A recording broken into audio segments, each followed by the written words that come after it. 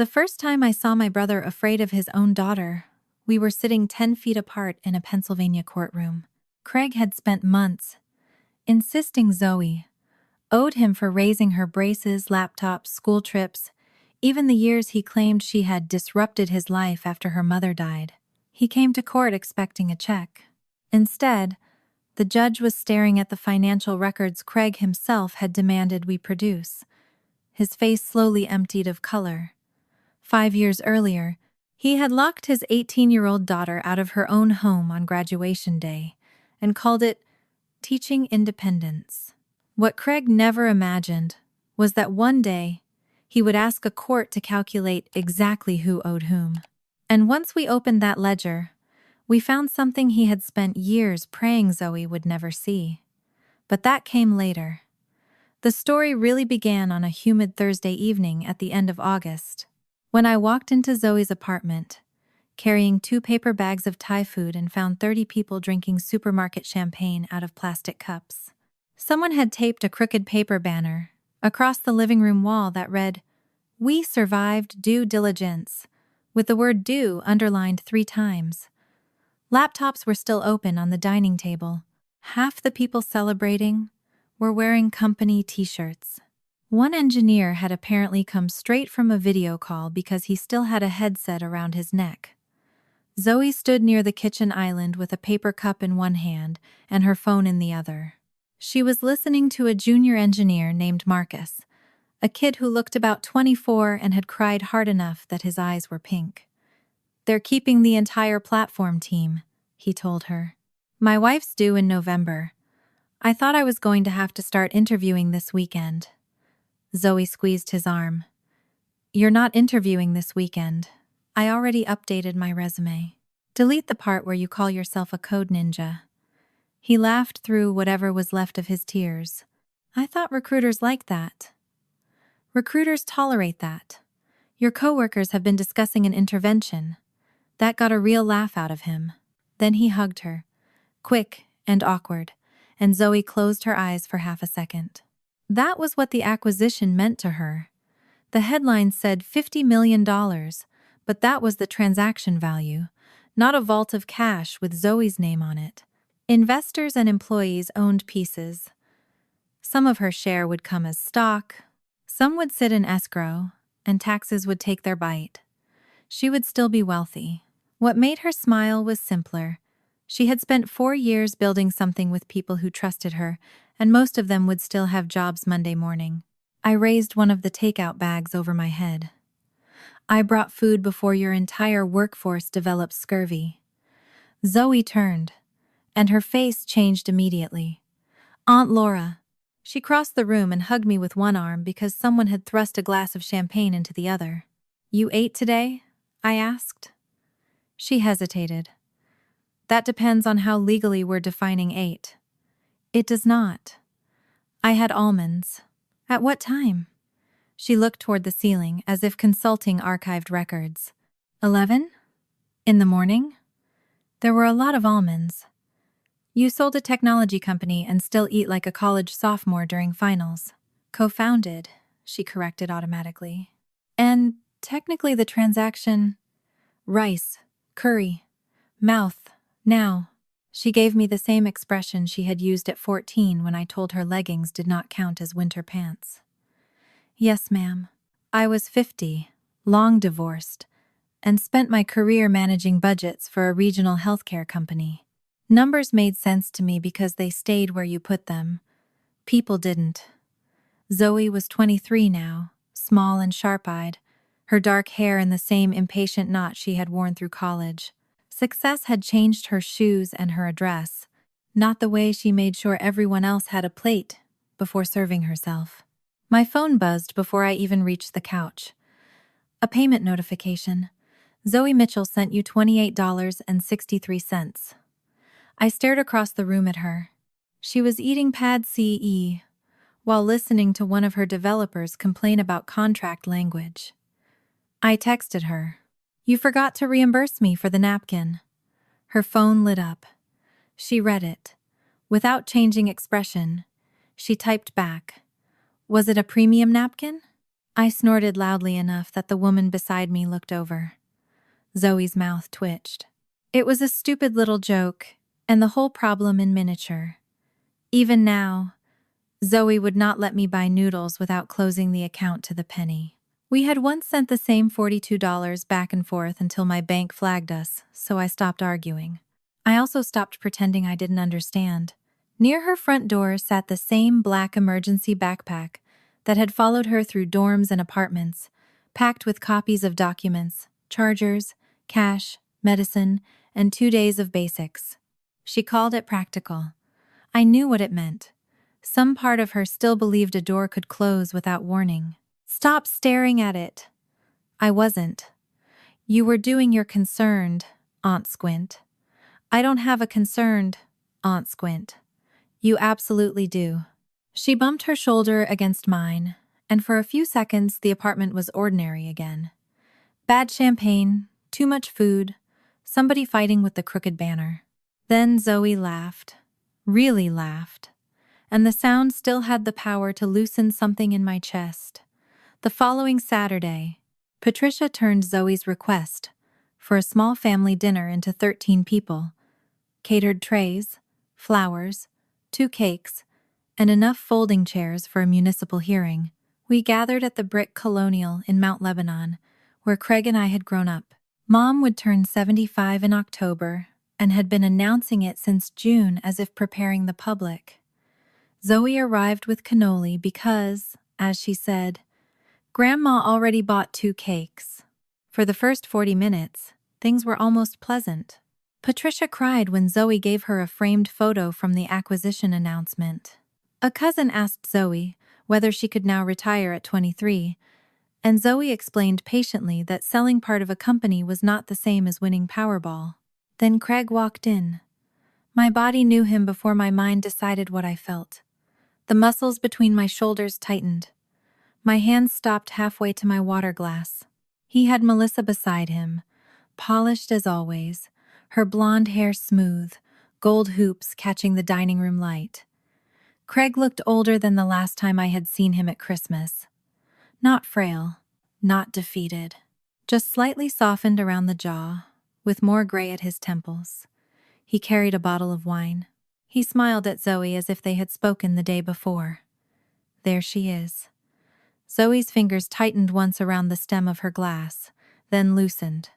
Hi, Dad. Craig opened his arms. For one strange second, nobody moved. Then Zoe stepped forward and gave him the briefest possible hug. Craig held on half a beat longer than she did. I always knew you'd do something big, he said.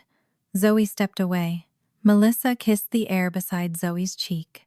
50 million. I nearly dropped my phone. Transaction value, Zoe said, not my personal payout. Craig laughed. Still correcting everybody. His tone was affectionate enough that anyone who did not know him would have smiled. I knew him. That tiny sentence meant, you were always difficult. Craig was at his best in rooms full of witnesses. Within 20 minutes, he had become the proud father of the evening, reminding relatives about coding camps, the first laptop, and how Zoe had been scary smart since middle school.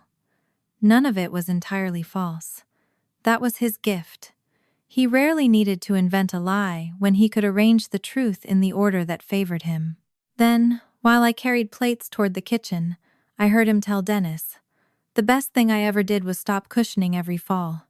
She hated me for it at the time, but 18 is 18. Look what happened.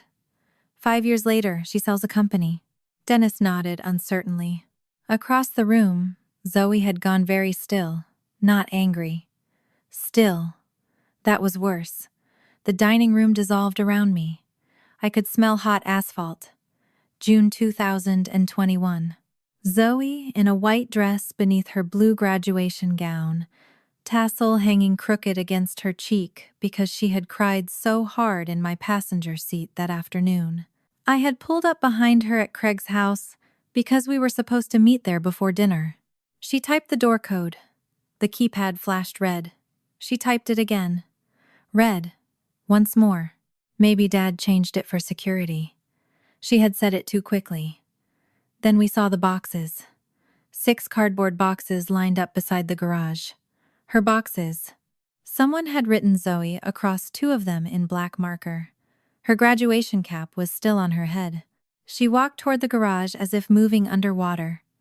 Melissa was visible through the front window, holding a measuring tape against Zoe's bedroom wall. Later I would learn she was measuring for mirrored panels. At the time I didn't understand what I was seeing. Craig came around the side of the house. No yelling. That would almost have been easier. He put his hands on his hips and said, "We talked about adulthood."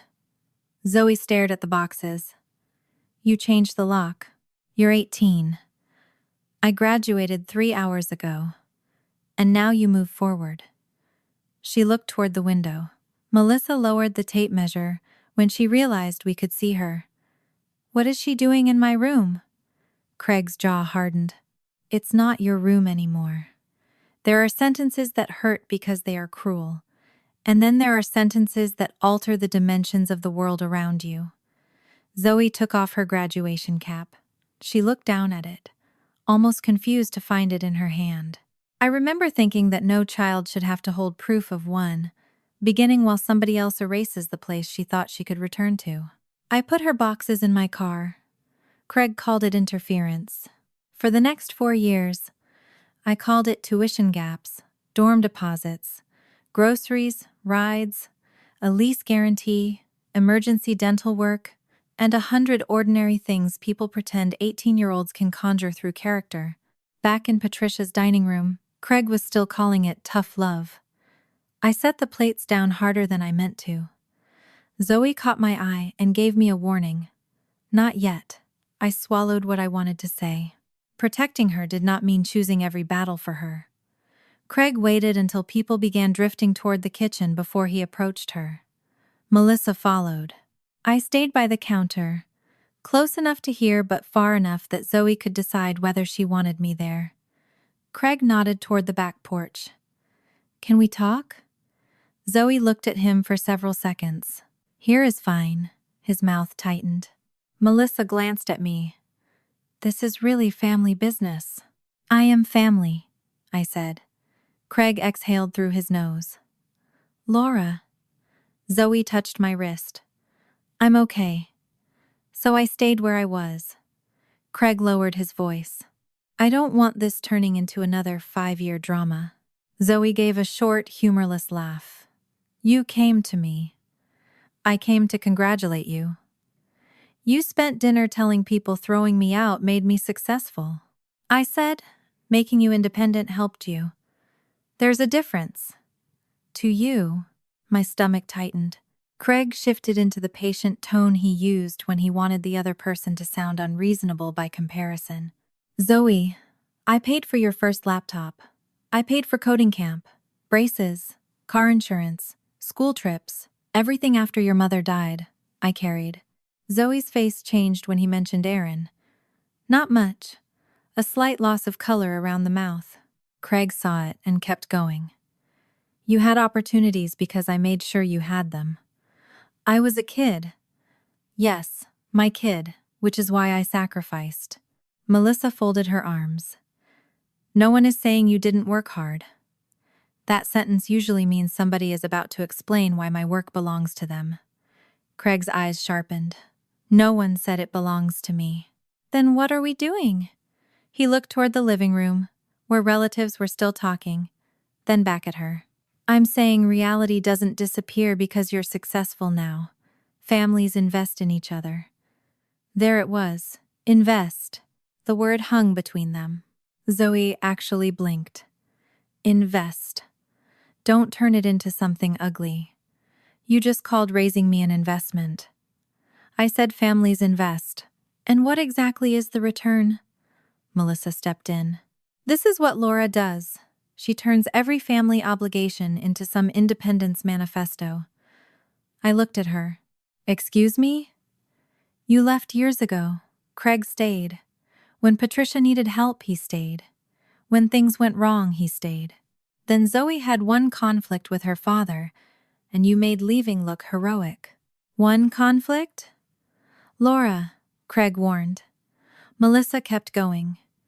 You didn't save her. You taught her that the answer to family problems is walking away. The room seemed to narrow.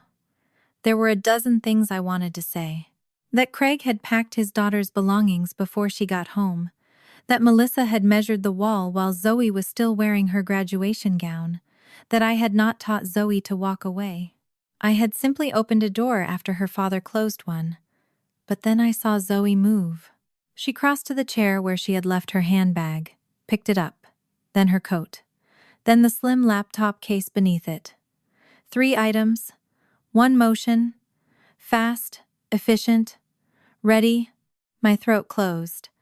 We were standing in her grandmother's dining room. Nobody had told her to leave. But her body had already prepared. 5 years had passed. Millions of dollars had entered the equation. Her nervous system was still 18. Craig noticed the movement too. For the first time, something uncertain flickered over his face. Zoe slipped the laptop strap over her shoulder. My acquisition does not reopen your right to define my childhood. Craig stared at her. I'm not asking for that. You are every time you tell people you made me by hurting me. I made a hard decision. You changed the lock? You were an adult. By 3 hours? Melissa muttered. Here we go. Zoe looked at her once. Melissa stopped. Then Zoe faced her father. You want to believe throwing me out was the moment that created me because then you never have to ask what it did to me. Craig's jaw shifted. He did not yell. That was what scared me. He simply set down his wineglass. Someday, he said, you're going to understand that being angry doesn't change what you owe the people who got you here. Zoe's hand tightened around the strap on her shoulder. I don't owe you ownership. Craig gave her a long look. Then he smiled. Not warmly, patiently, as if she had answered a question incorrectly, and he had all semester to teach the lesson. We'll see. He kissed Patricia goodbye and left. The next morning, Zoe called me at 8:17. Not texted, called. I knew something was wrong before I answered. Zoe? Aunt Laura. Her voice was flat. Too flat. What happened? There's a man outside my building. I sat up in bed. What man? He asked the concierge for me. He has papers. My feet hit the floor. Do not go downstairs until you know who he is. A pause. I already did. Zoe. I thought it was acquisition stuff. My heart started beating harder. What papers? She breathed in. When she spoke again, the flatness cracked. My dad is suing me. By 10 that morning, we were sitting in Dana Whitaker's office downtown. Dana had represented Zoe on a small contract issue the year before. She was in her early 40s, wore almost no jewelry, and had the unnerving ability to read a page without moving anything except her eyes. The petition sat between us. I had already read Craig's name 6 times. I still wanted it to become somebody else's. Dana tapped the document. Pennsylvania has a filial support statute. Under certain circumstances, an indigent parent can seek support from an adult child with sufficient financial ability. It is not a retroactive bill for braces, groceries, or parenting. Zoe's shoulders dropped slightly. But he is alleging present financial need, Dana continued. Reduced consulting income, business debt, household obligations, limited liquidity. Your acquisition makes your resources relevant, so we take it seriously. His house, equity, debt, income, and household finances may all matter too. We don't know enough yet. Zoe stared at the petition. He knew about the acquisition for 4 days. Dana looked at her. That tells me something emotionally. It does not yet tell me everything legally. My hands were cold. I offered to pay Craig myself if money would make him go away. Zoe said no twice. Quietly enough that I stopped arguing. Then Dana slid over a settlement proposal. The payment terms were ordinary. The highlighted paragraph was not. Zoe read it aloud. Respondent acknowledges that Craig Mitchell's financial support, technical mentorship, household resources, and parental sacrifices materially contributed to the skills and career that generated respondents' present wealth. The money suddenly looked like decoration. "Why is that in there?" I asked. "That," Dana said, "is an excellent question." Zoe pushed the paper away. Her face had gone pale. I reached for her hand. She moved hers before I touched it, then caught herself. That tiny motion hurt worse than if she had pulled away deliberately. "I can help with the money," I said carefully. She shook her head. "It's not the money." "I know." "No." Her eyes stayed on the highlighted sentence. "I mean, it literally doesn't matter what number they put above that paragraph." Dana folded her hands. "You do not have to sign this." Zoe swallowed. "If I sign it, he gets to spend the rest of his life saying I admitted it." "Yes. He gets to say the house, the computer, every camp, every meal." Her voice broke. She stopped, breathed, started again. "He gets to turn everything into proof that I belong partly to him." I thought about $28.63. The emergency backpack. The way she had picked up her coat the night before without being told to leave. For 5 years, I had believed money was the safest thing I could give her because money solved practical problems. Tuition, rent, food, deposits. It had taken me far too long to understand that Zoe had not been terrified of needing money. She had been terrified of what people believed need entitled them to take later. Dana closed the settlement proposal. "We respond to the legal claim. We investigate the finances.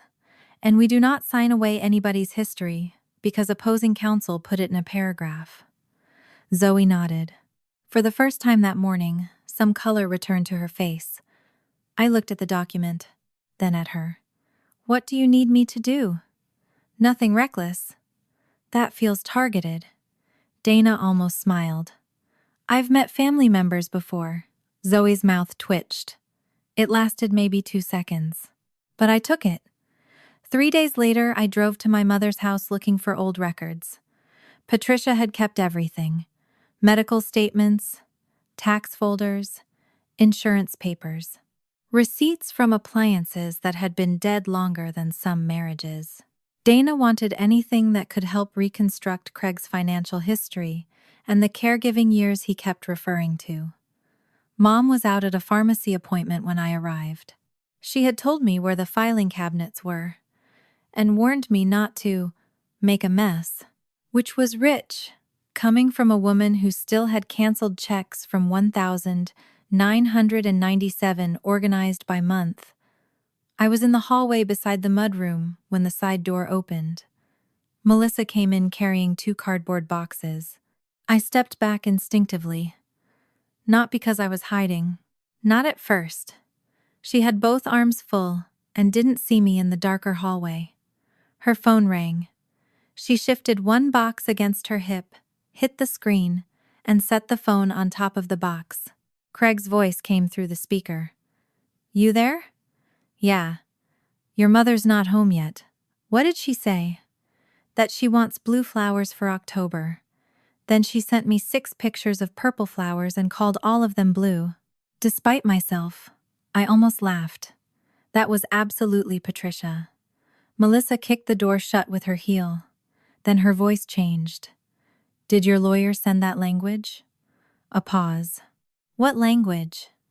"The part about you contributing to Zoe's career." My body went still. Craig answered. "Yes." Melissa lowered the boxes onto the mudroom bench. "I don't like it." "Why?" "Because if her lawyers start asking where the old client work came from, you're opening a door." The skin along my arms prickled. "Old client work." Craig's reply came after a moment. "Melissa, I'm serious. You're overthinking it." "I'm not." "What if she starts digging through all that old stuff?" "She won't." "How do you know?" His voice became calmer. That was the voice I remembered from childhood. The one that meant Craig had convinced himself completely. "Because she knows exactly who taught her to build it." My fingers curled against my palm. Melissa paced 2 steps. "You're taking a risk over one sentence." No. Craig's answer was immediate. Then he said the words that changed the shape of the entire lawsuit for me. Once she signs that I made her, the rest stops mattering.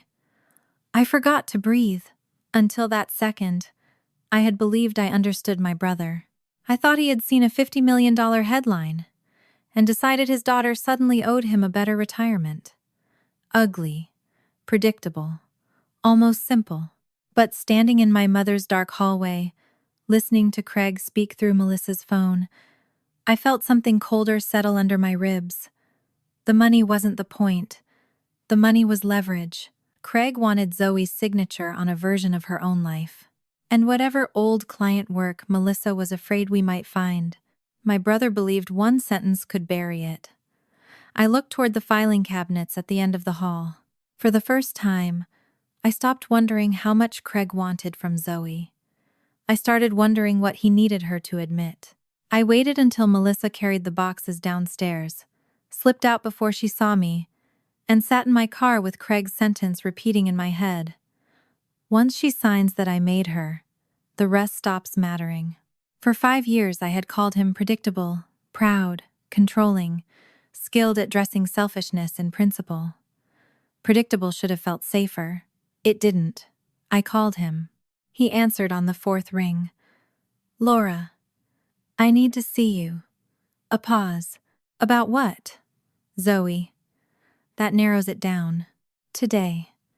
He sighed as if I had asked him to help me move a refrigerator. I'm working. So am I. You're sitting in Mom's driveway. My eyes snapped toward the house. Then I saw Melissa's SUV. Of course. She told you I'm here? She said your car was outside. I swallowed. I heard enough to know we need to talk. The line went quiet. Not surprised quiet. Calculating quiet. Finally, he said, there's a coffee place on Washington Road. 20 minutes. He hung up before I could answer. Craig was already seated when I arrived. He had chosen a table in the back, away from the windows, with a black coffee in front of him and his phone face down beside it. No laptop. No papers. That told me he had not come to work. He had come to manage me. I sat across from him. You're suing your daughter 4 days after finding out her company sold. I filed after speaking with counsel. You filed after reading a headline. My finances didn't become bad this week. No, but Zoe became useful this week. His jaw tightened. If that's what you came to say, save us both the time. I came to ask you once as your sister to withdraw it. No. The answer was so fast it almost knocked the rest of my sentence out of me. Craig. I said no. You haven't even heard me. I've heard you for 5 years. The coffee shop grinder screamed behind the counter. I waited until the sound stopped. You changed the code on your house before she got home from graduation. She was 18. You put her belongings next to the garage. She had somewhere to go, because I took her. His eyes lifted. That. What? That sentence. You still think you saved her? I gave her a place to sleep. You interrupted something she needed. I stared at him. The words were so absurd that for a second my mind refused to attach meaning to them. She needed to be homeless? She needed to understand that adulthood was not going to arrive with somebody standing behind her holding a safety net. She was 18 for 3 hours. She had been preparing for college for a year. You changed the lock. It was an independence intervention. I actually laughed. One short sound, no humor in it. An independence intervention. Yes, you planned it.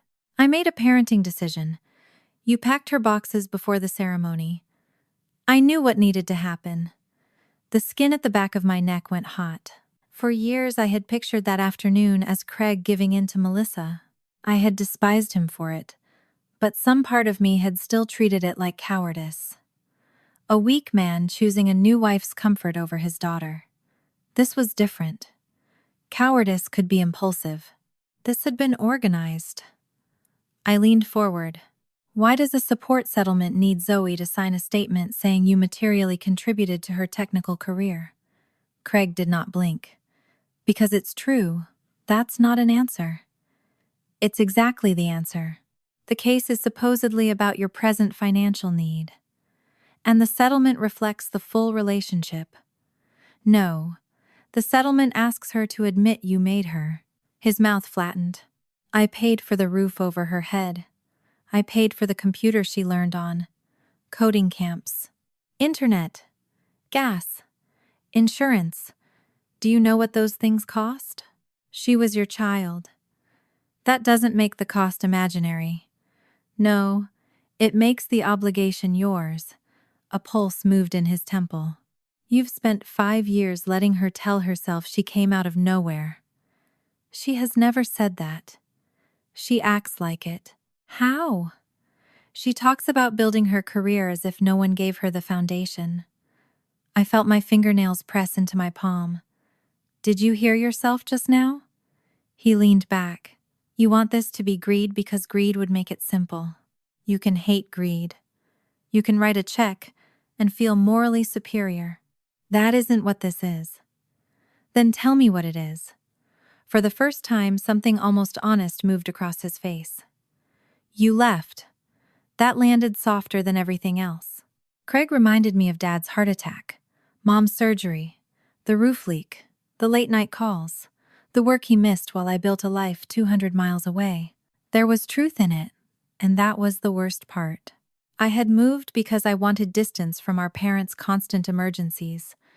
I sent money and came when things were serious, but Craig carried more of the daily weight. I should have helped more, I said. There were years you handled too much, but Zoe doesn't owe you for what I didn't do. His face hardened again. You see, that's what you always do.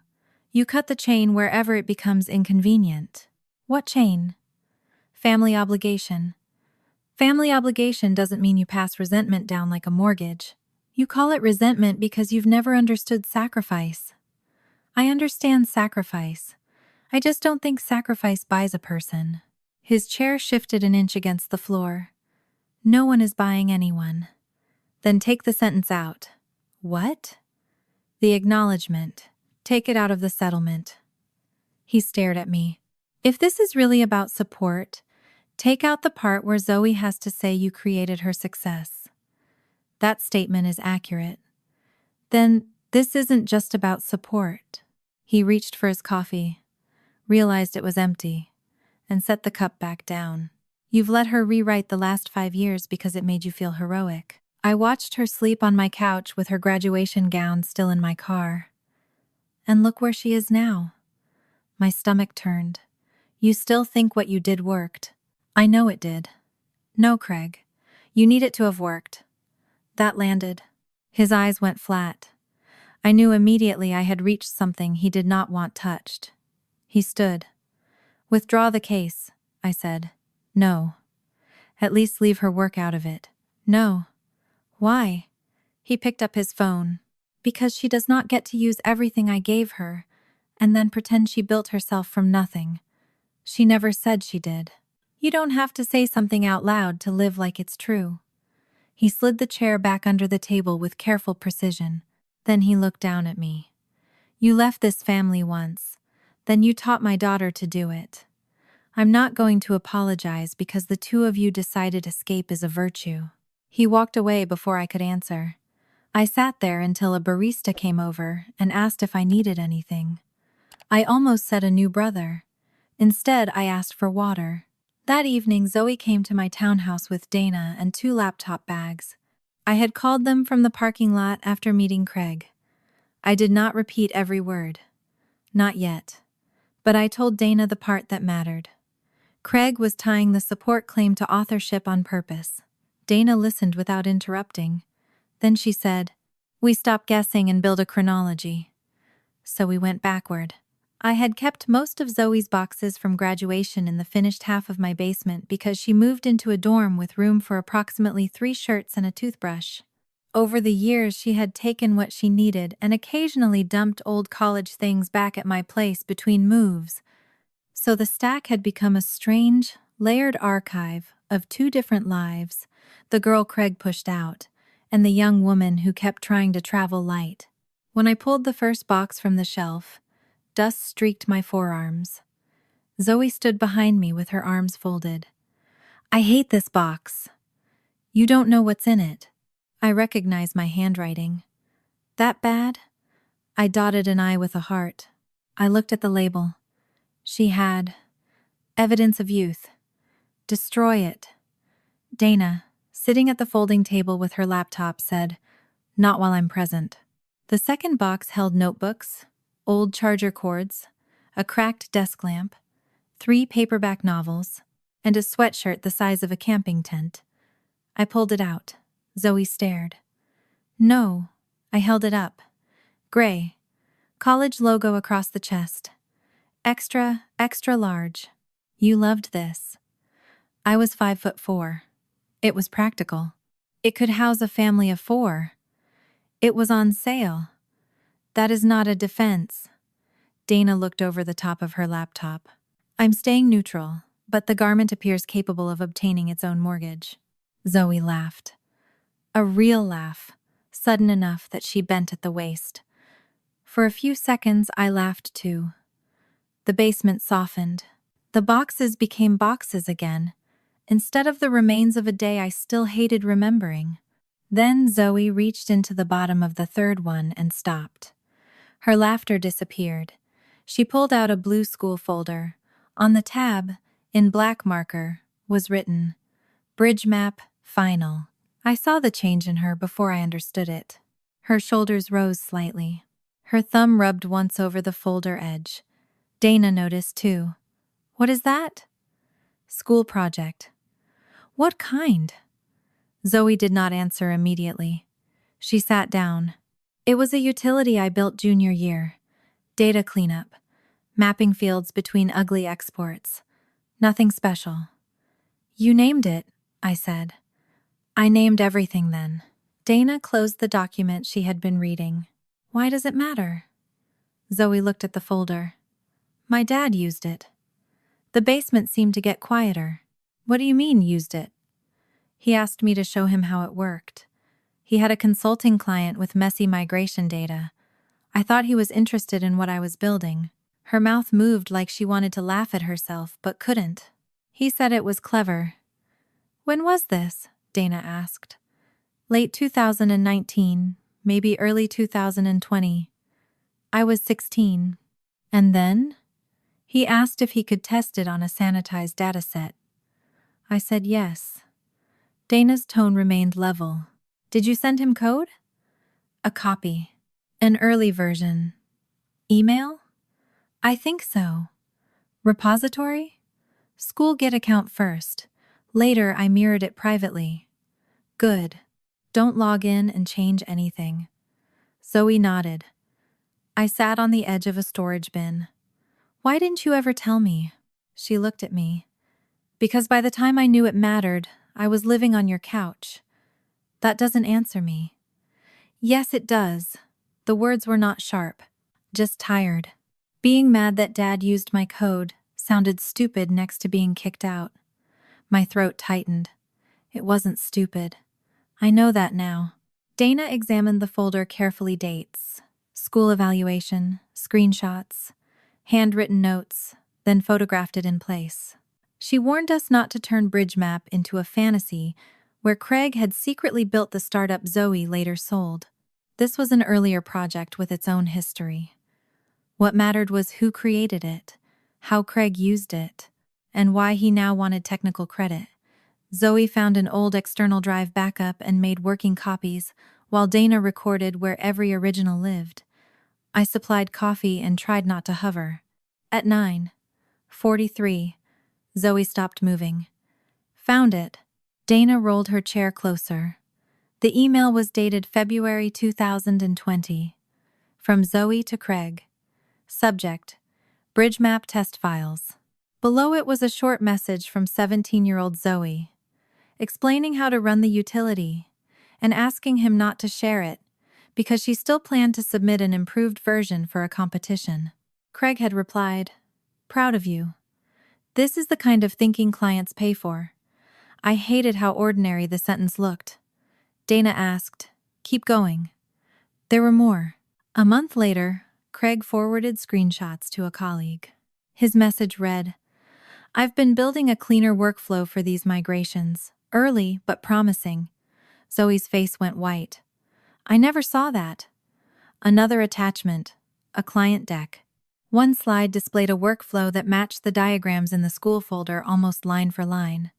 No Zoe, no bridge map, just a heading. Craig Mitchell proposed data normalization process. My stomach dropped. Jesus. Dana did not say anything. She kept reading. We found the spring 2021 messages 20 minutes later. By then, Zoe had wrapped both hands around a mug she was no longer drinking from. Her email to Craig was blunt. "I told you I'm not comfortable with you using this in client work anymore. Please stop using Bridge Map or pieces of it." I wrote it. "I'm serious." Craig's reply came 6 minutes later. "You're being territorial about a toy you built on my machine, using skills I paid to develop. We can discuss this when you're calmer." I felt heat climb my throat. A toy. Zoe stared at the screen. "He said worse in person." I turned toward her. "What did he say?" She looked at Dana first. Dana said quietly, "Only if you want to." Zoe set the mug down. It was April. Maybe early May. We were in the kitchen. Her eyes unfocused slightly, not leaving us so much as looking through the room. He had printed one of the diagrams. I told him I wanted him to stop using it. He asked why I was suddenly acting like a lawyer. Her fingers pressed together. I said because it was mine. I could hear how young she had been in the memory, even though her voice now was steady. He asked who bought the laptop. I closed my eyes for half a second. Zoe continued. I said he did. Then he asked who paid for the internet, who paid for coding camp, who drove me there, who gave me the house I sat in while I learned. Dana's face had become very still. "And what did you say?" "I said being my dad didn't make my work his." The sentence hung there. I remember he laughed. Not because it was funny. That little breath he does when he thinks you're being naive. I knew it. I hated that I knew it. He said, "You want adult ownership? Then start thinking like an adult about everything else too." The basement disappeared around me. Boxes by a garage. A red keypad. Melissa measuring a wall. "When did she ask about the gym?" I said. Zoe rubbed her thumb over the side of her index finger. "A few weeks later. She'd been talking about wanting a workout space for months. But that's when Dad started saying my room was wasted on someone leaving for college." My heart thudded once, hard. "He didn't throw you out, because Melissa wanted the room." "She wanted the room." "That isn't what I said." Zoe looked at me. Understanding moved slowly across her face. Melissa had supplied the visible conflict. Craig had supplied the reason it became punishment. Dana warned us not to claim what we could not yet prove. We had a bridge map dispute before graduation, not a document saying he evicted Zoe because she asserted ownership. Still, the old memory had changed shape. Craig had taken a boundary. "This belongs to me," and answered it by deciding what else Zoe could no longer claim. Her room, his help, the safety of being his child. Dana collected the working copies and wrote down the locations of the originals. "We preserve everything," she said. "No accusations tonight, no calls to Craig, no messages to Melissa. We let him keep talking through counsel." Zoe gave a tired nod. I did too. But I had one more thing I wanted. Craig had spent the coffee meeting talking about all the years he stayed. Patricia's illnesses, the bills, the emergencies. If he wanted to build his moral authority out of family caregiving, I wanted to know what those years actually looked like on paper. 2 mornings later, I went back to my mother's house. This time Patricia knew I was coming. She was upstairs showering when I started in the basement filing area, where metal cabinets stood beside shelves of old tax binders. Dana had asked for records, not theories. Invoices, bank statements, home, care payments, anything showing who paid what during Patricia's 2017 and 2018 health crisis. I found folders labeled Home Health, Up MC, Insurance, and Taxes. Then, behind a stack of canceled checkboxes, I found a thick banker's envelope with no label. Inside were brokerage statements. The first page had Zoe's name on it, not Craig's, not Patricia's. Zoe Mitchell. Below it, smaller type identified Craig as custodian. My pulse stumbled. I sat down on the basement step. The brokerage name was familiar. I had seen it on a transfer Zoe received when she turned 21. Craig had called it what was left of Aaron's college money. I flipped carefully. The balance after Aaron's death was over $90,000. My mouth went dry. Another statement, another, then withdrawals. Large ones, one in late 2017, another months later. Amounts that made my fingertips numb. I looked toward the folders of home care invoices spread across the table. Dates began lining up in my head. Not proof, not yet, but enough to make the room feel suddenly too small. I pulled out my phone to photograph the statement exactly where it lay. A floorboard creaked above me. Then another. I froze. Footsteps crossed the kitchen. The basement door opened. Light spilled down the stairs. I looked up. My mother stood at the top in a pale blue robe, one hand gripping the railing. Her face changed when she saw the papers in my lap. Not anger. Fear. Real fear. "Mom?" She came down one step, then stopped, her eyes fixed on Zoe's name. When she spoke, her voice was barely above a whisper. "You were never supposed to find that. You were never supposed to find that." Patricia stood 3 steps down from the kitchen, damp hair against the shoulders of her pale blue robe, one hand locked around the railing. Her fear made the basement feel smaller. I looked at the statement in my lap, Zoe Mitchell, Craig Mitchell, as custodian, and had the instinct to grab every page and run. Then Dana's warning came back. "Do not jump past what we can prove." I flattened my hand against my thigh. "Mom, you told me I could look through the caregiving records. Not that. I'm trying to understand the years Craig says he carried everyone financially. Patricia called it old business and said Craig had sacrificed more than I understood." The old machinery worked instantly. She sounded hurt, so I felt cruel. I apologized for upsetting her without surrendering the question. "That account is closed," she said. "The money was handled years ago. Zoe got what was left when she was old enough. She knows that. What was left." I stored the phrase without touching it. Patricia finally looked at me. "Why are you looking at me like that?" "I'm not. You are." I'm trying not to say something I don't know enough to say. For once, that seemed to stop her. She looked down at the envelope. Then she reached across the table and slid it toward herself. I let her. That was one of the hardest things I had done in weeks. The part of me that had spent 5 years finding apartments, calling bursars, covering emergencies, and fixing whatever threatened to collapse around Zoe, wanted custody of every page. But the papers were not mine. The case was not mine. Even the anger was not entirely mine. I had spent too much of my life confusing love with the right to take over.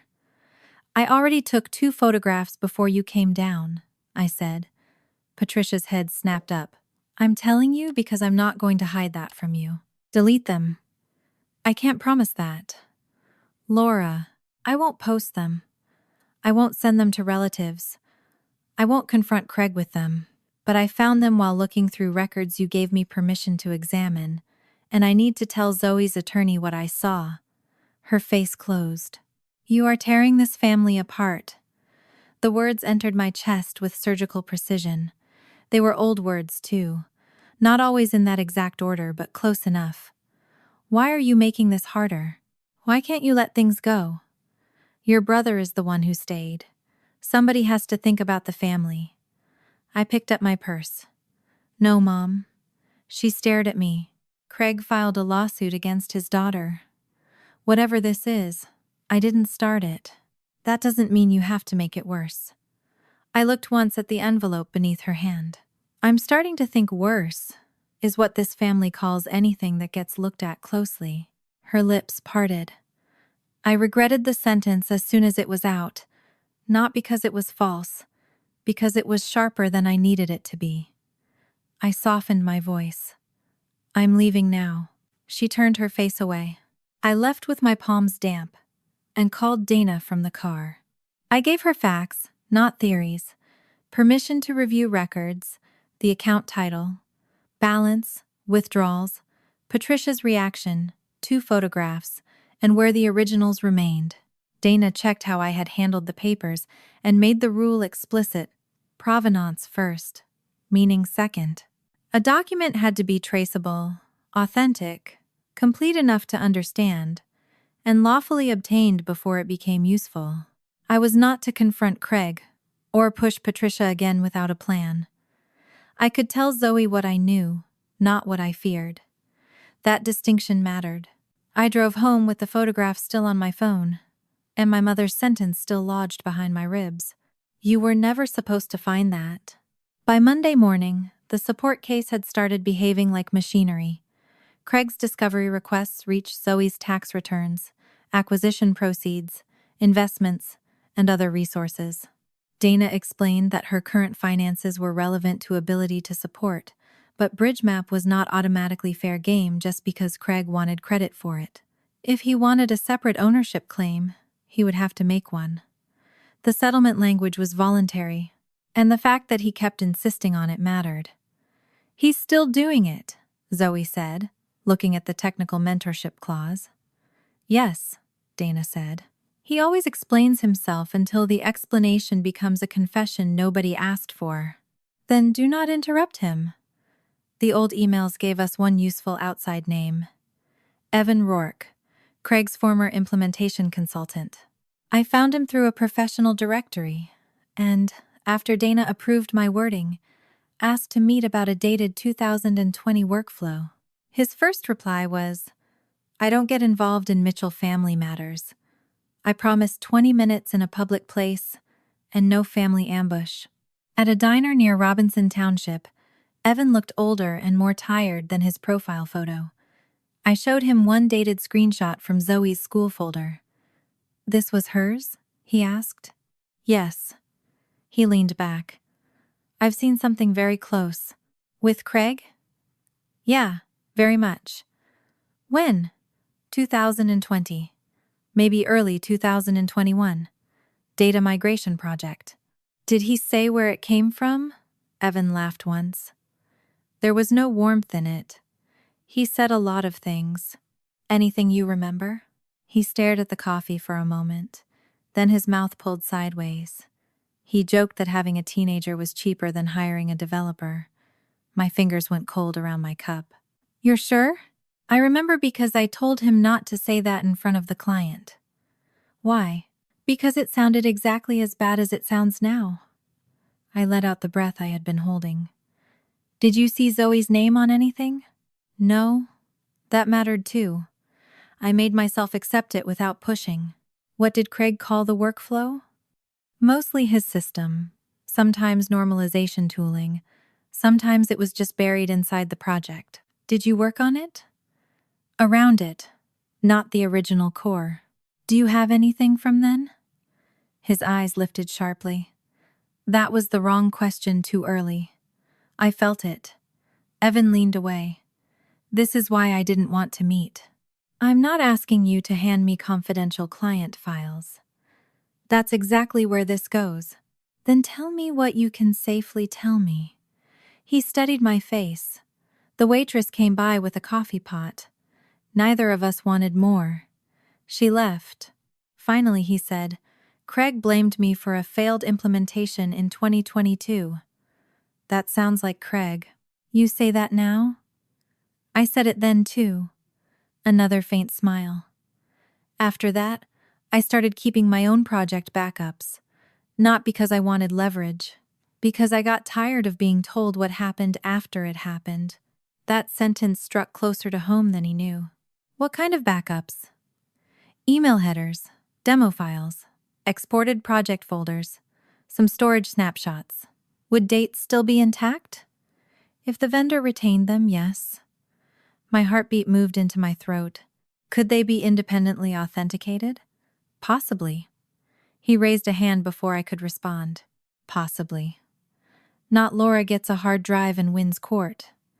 I have a lawyer who would slap me if I said that. Good lawyer. She really is. Evan looked around the diner as if Craig might emerge from behind the pie case. Then he lowered his voice. I need to think before I let anyone touch the archive. Of course. I mean that. I know. No. Mitchells say of course when they mean, I'll ask again in 10 minutes. That stung because it was funny. I nodded. I will not ask again tonight. His shoulders loosened. Thank you. I took one sip of coffee. It had gone bitter and lukewarm. Then Evan said, Bridge map isn't what would worry me most. I stopped. What would? He looked toward the window. Outside, rain had started tapping against the glass. Craig kept records of everything. Client records? Everything. There was something in the way he said it that tightened my stomach. He tracked favors, reimbursements, who covered what, who owed mileage, who paid for dinner, which relative borrowed money, which parent needed how many hours of help.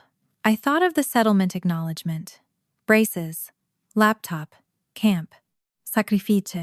He had a family spreadsheet? I saw one. My hand went still beside the coffee cup. What was it called? Evan frowned, searching. Family support summary. Something like that. The name was so bland it made my skin crawl. What was on it? I didn't read the whole thing. It was open beside client billing on his laptop one afternoon. I made a joke. What joke? I said he was the only person I knew who could turn Thanksgiving dinner into accounts receivable. Despite the pressure in my chest, I laughed. It came out unexpectedly.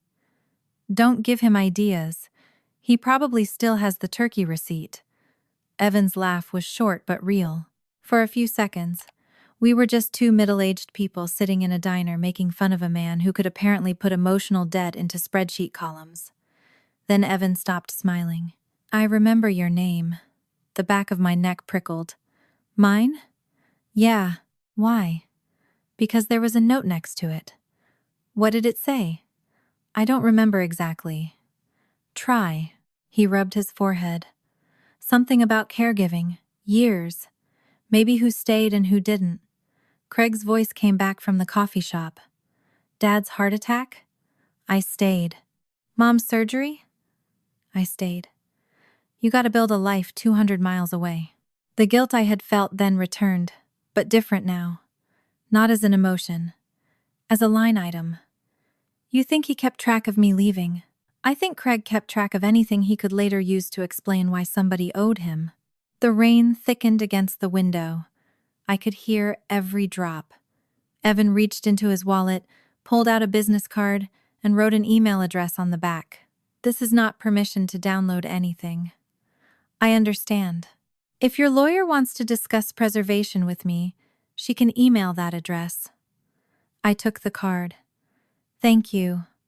He did not let go immediately. His fingers stayed pinched on one corner. One more thing. I waited. If you think this started because Zoe's company sold, you're looking at it backward. My stomach tightened. Evan released the card. Craig didn't wake up last month and decide people owed him. He slid out of the booth and stood. If he's suing Zoe now, he didn't start keeping score last month. Then he left me sitting there with the rain beating the windows, a cold cup of coffee between my hands, and the sudden understanding that somewhere, maybe on an old laptop, maybe in a backup, maybe in a drawer, nobody had opened in years. My brother might have turned our entire family history into a ledger long before anyone thought to call it one. Evan's last sentence followed me home. Craig didn't start keeping score last month. I called Dana and told her about the old workflow, the backups, and the family support summary. Rather than accuse Craig, she asked his counsel to identify every contribution he wanted Zoe to acknowledge: dates, amounts, sources, technical work, supporting records. If he refuses? Zoe asked. Then the sentence was never about precision. And if he agrees? Then Craig Mitchell gets a microphone. I felt a cold little flicker of satisfaction. Craig had always believed that the problem with most arguments was that other people stopped listening before he had explained enough. 4 days later, he sent Mitchell Family Support Summary, Zoe M. The spreadsheet ran for 43 rows, covering braces, coding camp, a laptop, insurance, test preparation, application fees, and more. Beside each expense, Craig had written what he believed it had contributed to Zoe's development and what long-term result he thought it had produced. Then Dana stopped scrolling at an entry titled Post-Graduation Independence Intervention. Craig had described it as a decision that accelerated Zoe's self-sufficiency and reduced her dependence on him, eventually leading to independent living, successful completion of college, and the entrepreneurial resilience he now claimed had helped shape her success. Zoe stared at the screen until Dana said, perfectly dry, "I've seen venture capital term sheets less ambitious than this." A laugh escaped Zoe. He gave getting kicked out an outcome metric. "Apparently with excellent ROI," Dana said. I laughed too. For 1 minute, the ledger lost some of its sacred weight and looked exactly as absurd as it was. Braces turned into equity, a laptop into ownership, abandonment into a management strategy. Then Dana closed the spreadsheet. Good. Now we do the boring part. The boring part exposed where Craig's claimed contributions came from. Some payments were his, some business-related, and some referenced transfers or reimbursements with unclear sources. At Patricia's house a few days later, I mentioned only that household resources might eventually need clarification. Melissa immediately asked, "Did Dana specifically mention my LLC?" I had not mentioned an LLC. No. Her face changed by a fraction. By evening, Craig had complained to Dana that I was harassing his wife. Dana made me repeat the exchange, then said, "Annoyingly acceptable. Do not contact Melissa about finances again." She asked about the LLC before I did. A pause. Interesting. The next question was harder. Patricia came to my house 2 days later carrying banana bread. My mother never arrived empty-handed when she was nervous. She stood in my foyer, holding the loaf like a peace treaty wrapped in foil. "I made this. I can see that. It has walnuts. I remain aware of walnuts." She gave me a tired look. "Are you going to invite me in?" I stepped aside. We sat at the kitchen table. For a while, we talked about nothing dangerous. Her birthday dinner, her doctor, the fact that the neighbor's dog had apparently developed a personal vendetta against her garbage cans. Then I asked one question. "Did Craig ever reimburse himself for your home care costs?" The change in her body was immediate. Her shoulders stiffened. "Why?" "Because he put caregiving expenses in the contribution schedule. I told you those years were complicated." "I know. You weren't here." "I know that too." That answer seemed to frustrate her more than defensiveness would have. "He paid for things," she said. "I believe you. He lost work." "I believe that too." "Then what are you asking?" "Whether he reimbursed himself." She stared at the table. "I don't remember every payment. Did money come from somewhere other than Craig?" Her mouth tightened. "You're digging up old sacrifices." There it was. Not an answer. A moral frame. I kept my voice gentle. "I'm trying to understand the money." "Money isn't the whole story." "No. Then stop acting like a bank statement can explain what happened when I was sick.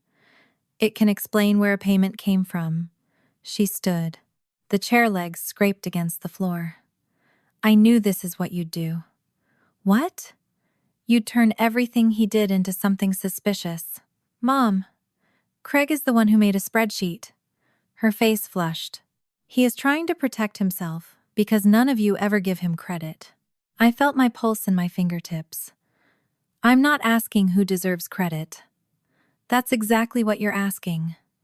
No, I'm asking who paid. She looked at me with something close to grief. You left him with all of it.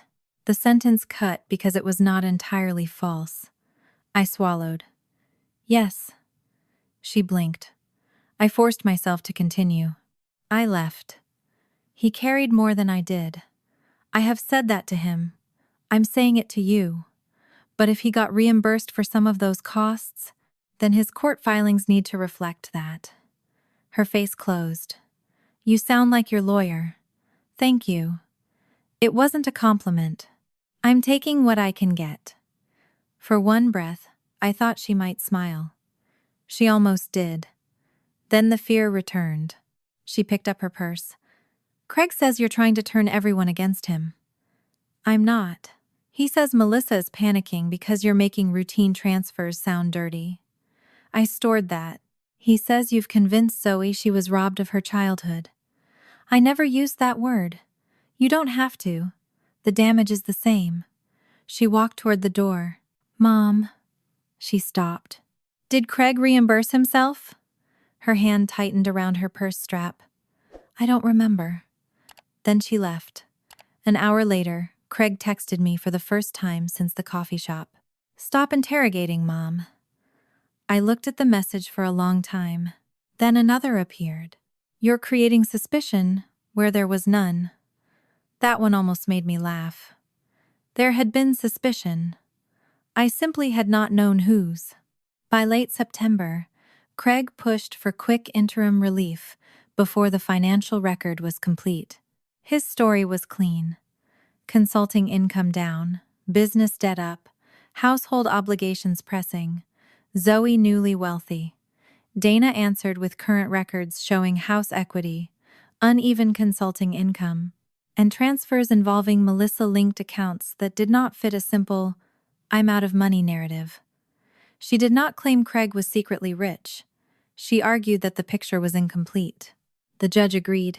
No quick order. More disclosure first. Outside the courtroom, adrenaline left my body so fast I had to stop beside a stone column. Zoe emerged behind Dana with a small, disbelieving smile. He didn't get it. Not today, Dana said. Craig came out with Melissa, who hissed that he had called certain transfers bookkeeping, but had not explained them cleanly. He cut her off the moment he saw us. This isn't over, he told Zoe. I know. They walked away several steps apart. First crack, Dana said. In the case? In the alliance. Enjoy it for 12 minutes. Then we work. The work took another 2 weeks. Not dramatic work. Bank requests, historical statements, account titles, letters, dates. Dana used the account number from my photographs only as a lead, not as a conclusion. Once proper records came in, the shape became clear. She called us into her office on a Thursday evening. Zoe arrived straight from work. I knew something was wrong when Dana did not make a joke about how late we were all staying. There was a binder on the table, a legal pad beside it, and a copy of the old brokerage statement I had photographed in Patricia's basement. Dana waited until we sat down. Aaron established the custodial account for Zoe. Zoe's eyes dropped to the page. Dana continued. The records identify Craig as successor custodian. After Aaron died, he took over legally. I felt my shoulders loosen a fraction. Not because anything was better, because one possibility had been eliminated. He didn't forge his way into it, I said. No. Zoe asked, how much was there? Dana looked at her. After your mother's death, the account held a little over $92,000. Zoe did not move. I knew what she had received at 21. I had been with her when the transfer appeared. Just under $49,000. Craig had described it as the remainder of money Aaron had put aside. At the time, Zoe had cried. Not because the number was huge, Because it was the last financial thing from her mother. Her voice came out almost soundless. 92? Yes. Dana turned a page. There were market changes and ordinary account activity. But the major issue is a series of distributions in 2017 and 2018. My stomach nodded. How much?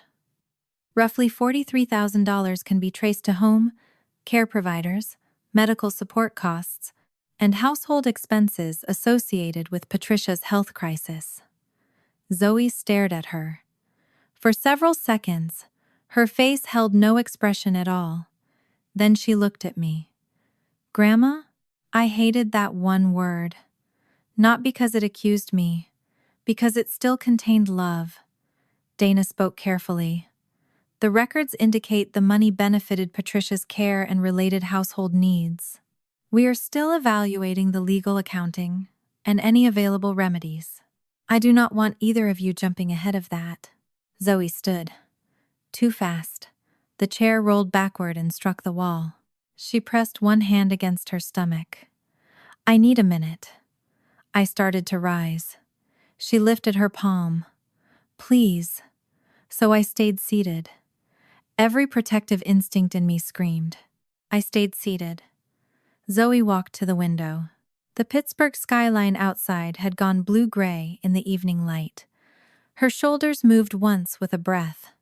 Then again, finally she said, "He used my money to take care of Grandma." Dana did not answer because it was not really a question. He told me he paid for that. I felt something cold settle in my chest. Craig's family support summary. Caregiving burden, sacrifice, years lost, the moral foundation of his resentment. He did pay some things, Dana said. The records show that too. This does not mean every claim he ever made about caregiving was false. Zoe laughed once. It sounded broken. Of course not. She turned around. That's the worst part. I understood immediately. If Craig had spent the money on a sports car, hatred would have been clean. If he had gambled it away, the story would have had a villain-shaped hole big enough to stand inside. But Patricia had been sick. She had needed care. There had been bills. Real fear. Real exhaustion. Real people making impossible choices. They had simply decided one of those choices belonged to a 13-year-old who did not know she was being asked. Zoe returned to the table. Her face was pale. When I turned 21, Dad transferred what was left. Dana nodded. You had no reason from the transfer itself to know the historical starting balance. He told me Mom had left some college money and investments. That part was true. He just left out half of it. Dana did not soften the sentence. Yes. I reached toward Zoe, then stopped. She looked at my hand. After a second, she put hers into it. Her fingers were freezing. Dana opened a plastic sleeve inside the binder.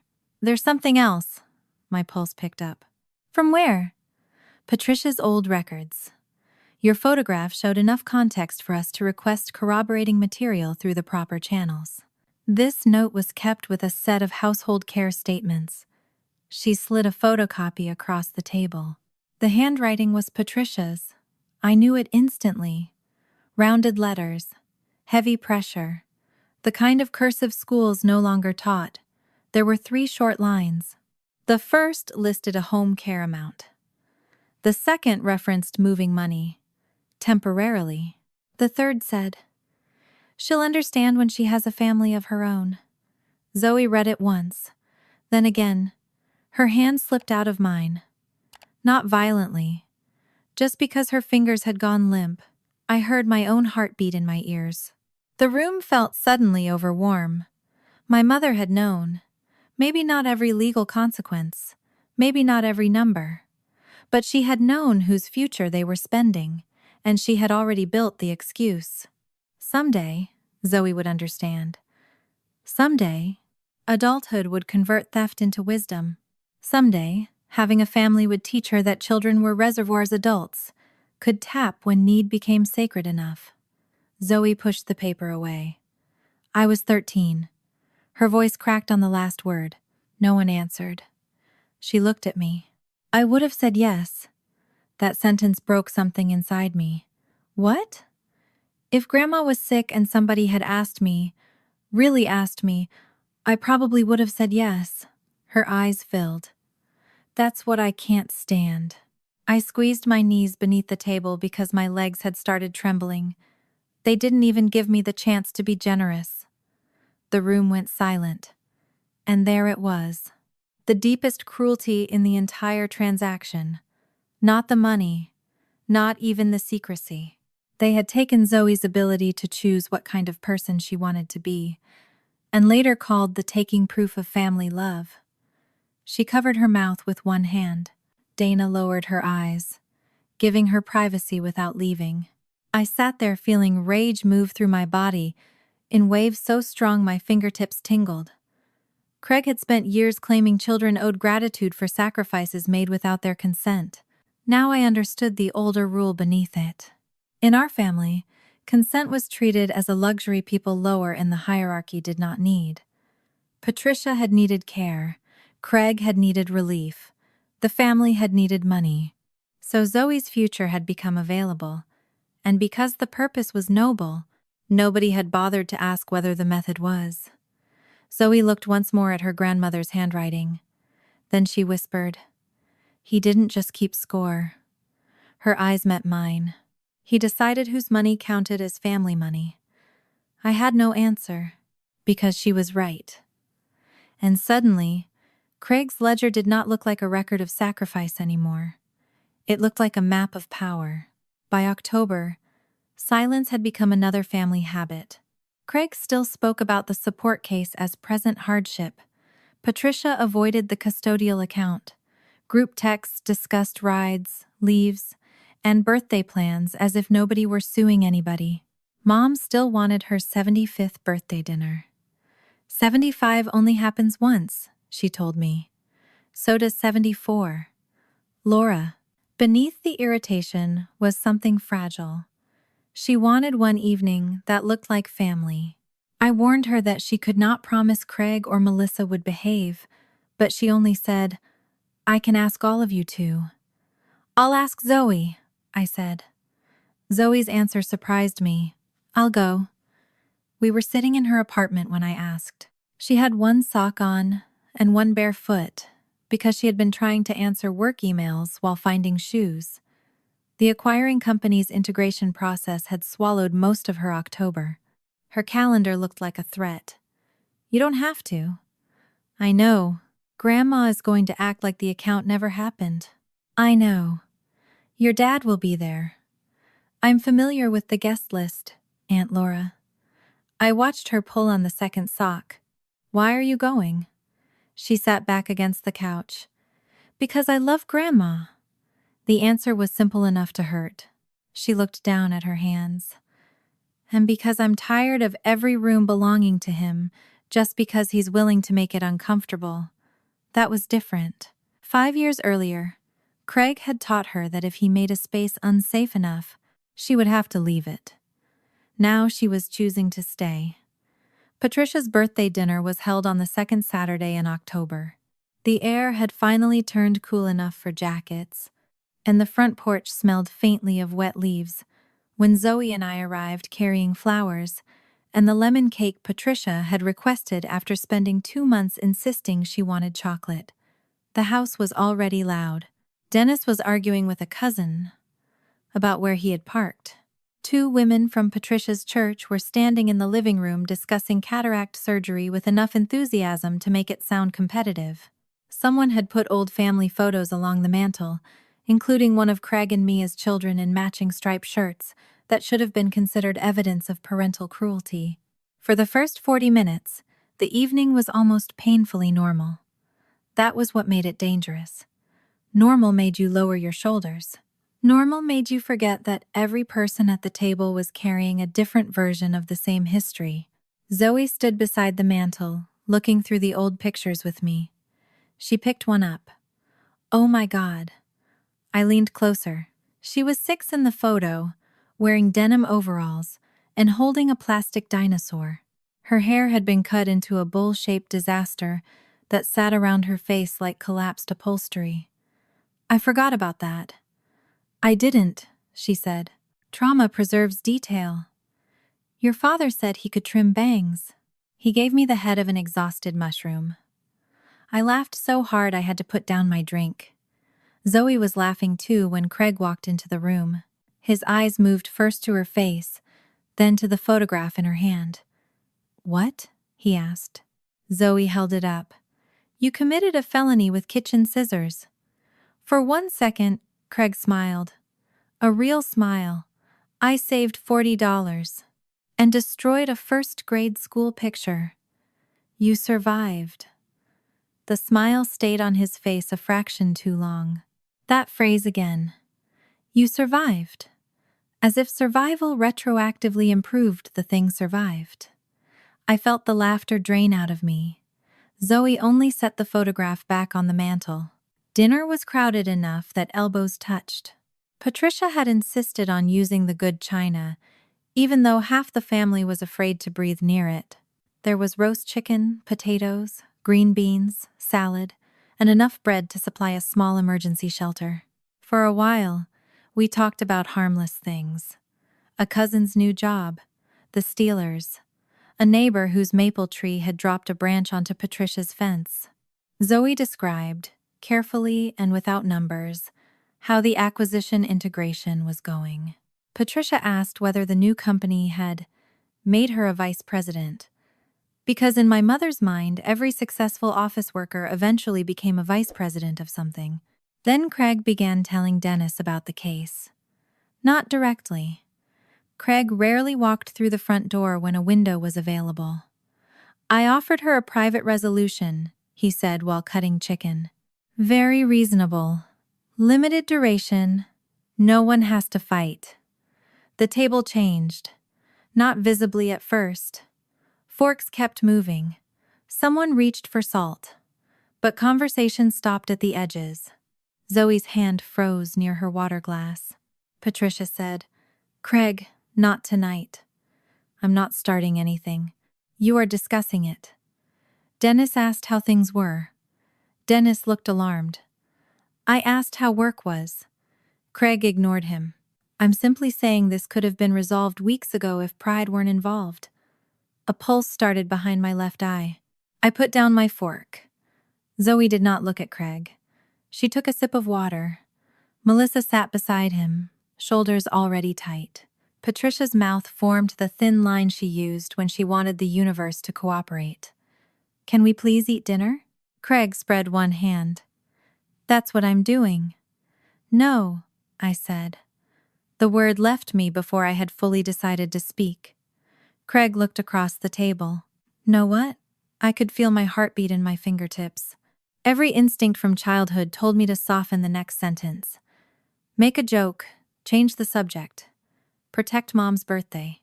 Do not be the person who ruins dinner. That instinct had protected Craig for years. I looked at him. When you say family money, does that include money legally held for a 13-year-old? The room went silent so fast I heard the refrigerator cycle on in the kitchen. Patricia's face lost color. Dennis looked down at his plate. Melissa turned toward Craig. Craig did not ask what I meant. That was the answer before he ever spoke. His knife touched the plate with a small click. Laura. What? You know exactly what you're doing. Yes. My voice surprised me by staying calm. For once, I do. Patricia whispered, Please. I looked at her. Guilt moved through me so quickly it was almost physical. My throat tightened, my chest hurt. It was her birthday. I loved her. Both things were true. So was the account.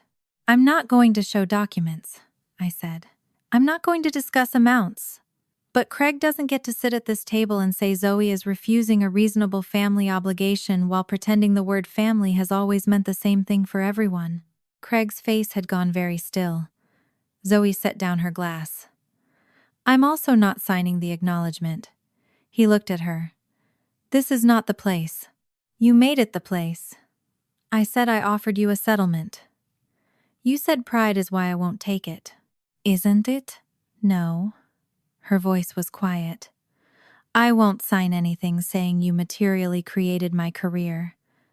Craig gave a short breath through his nose. There it is. What? The performance. Zoe blinked.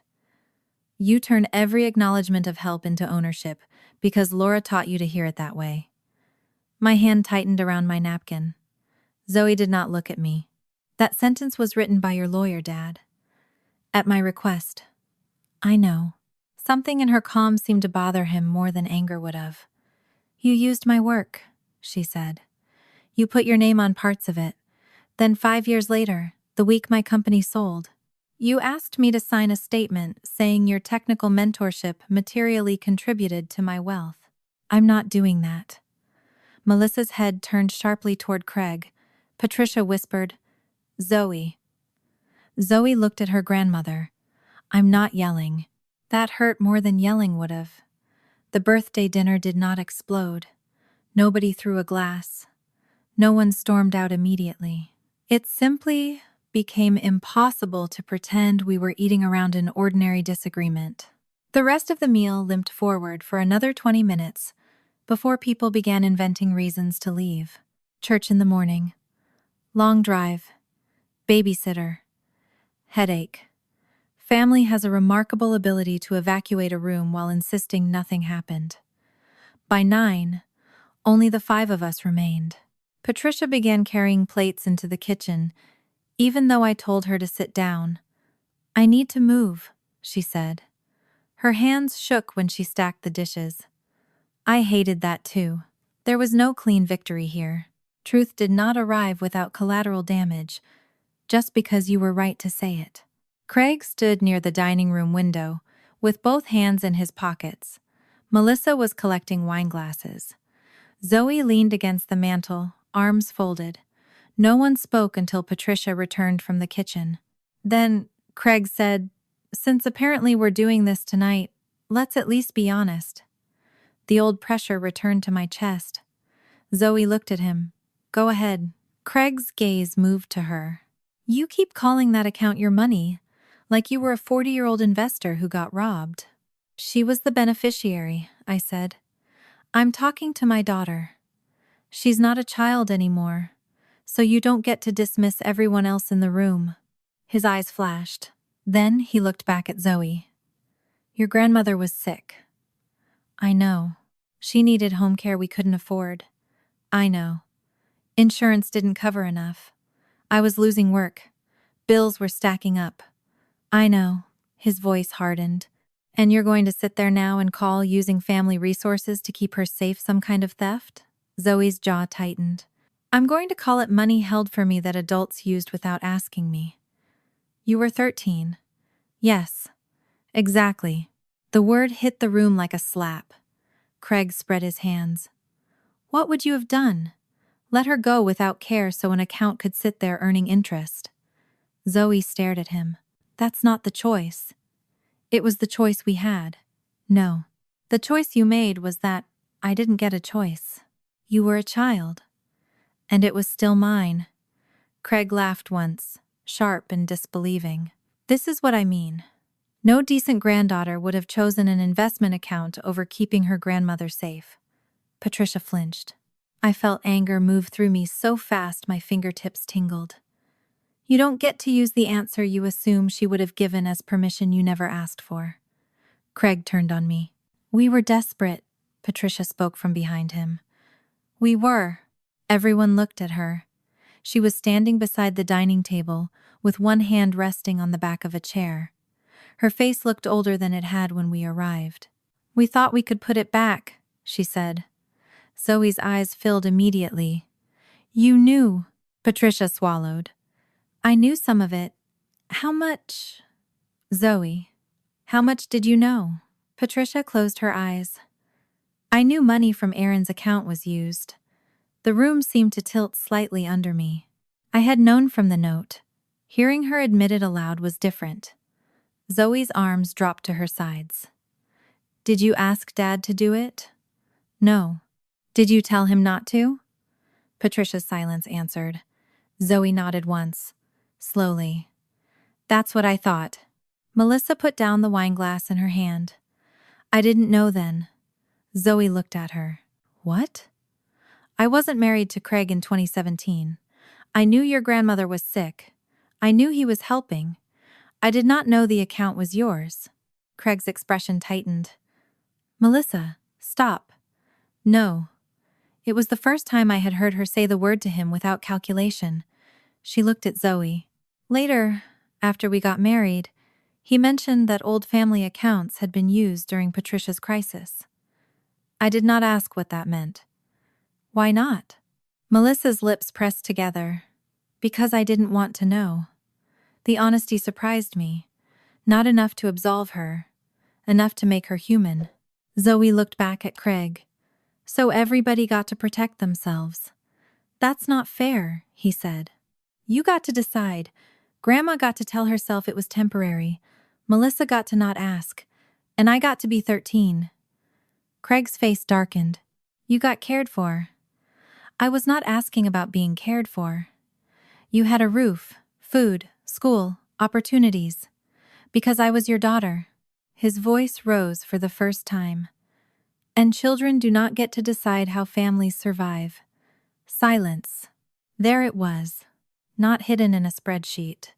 Not dressed as legal language. The rule itself. Children do not get to decide. Need moved upward. Obedience moved downward. And Craig decided what counted as survival. My stomach twisted. I had heard variations of that rule my entire childhood, without anyone ever saying it so cleanly. Family needs you. Don't be selfish. Your brother stayed. Your mother needs help. We all make sacrifices. Craig had not invented the system. He had simply become fluent in it. I stood. He looked at me as if expecting another attack. Instead, I said, "You're right about something." His expression shifted. I forced myself to continue, before fear could pull me backward. You carried more of Mom's care than I did. Patricia looked at me. Craig did not move. When Dad got sick, you were here more. When Mom needed help, you got more calls. You rearranged work. You lost time. Maybe promotions. Maybe money. I was relieved not to be the one getting every emergency call. The admission felt like stepping barefoot onto glass. My face was hot. My heartbeat seemed to shake the base of my throat. I left because I wanted a life that didn't belong to every crisis this family created. And yes, that meant you carried things I didn't. Craig's eyes narrowed. Finally. No, the word came quietly. Don't do that. Do what? Turn my admission into another invoice. His jaw set. I'm telling you, I see what happened to you. I'm not telling you it gives you the right to charge Zoe for it. Craig looked away. I took one breath, then another. Suffering can explain resentment. It does not create a transferable debt against the next generation. His mouth twisted. That sounds like something your lawyer wrote. No, that one is mine. I could feel Zoe watching me. Craig shook his head. You still don't understand family. Maybe not the way you do. I looked at Patricia, then at Zoe. But I'm done helping you rename harmful things because the word sacrifice sounds nobler. Zoe stepped away from the mantel. Her voice was steady when she spoke. I'm contesting the support petition. Craig laughed under his breath. We know. I'm also asking for a lawful accounting of the custodial account. His smile disappeared. And if you claim authorship or ownership over Bridgemap, I will defend that too. Melissa looked sharply at him again. Craig's face went blank. For a second, I thought we had finally reached him. Not persuaded him. Reached the place where consequence became real. Then he smiled. It was small, tired, almost sad. That frightened me more than anger. You keep saying authorship, he said. Zoe's shoulders stiffened. Yes. You really want to make that the battlefield? It already is. No. He reached into his jacket pocket and took out his phone. It wasn't. My skin went cold. He tapped the screen twice. Across the room, Zoe's phone buzzed. Then mine. A second later, Melissa's did too. Zoe looked down. Her face changed. What did you do? Craig slipped his phone back into his pocket. What you asked. She opened the email. I moved beside her. The subject line read, Notice of Ownership Claim and Request for Preservation Bridge Map. Derivative Technical Assets. My mouth went dry. Recipients filled the top of the screen. Zoe, Dana. Counsel for the acquiring company. A corporate legal address I recognized from the transaction documents. Craig had not filed anything in the support case. He had gone around it.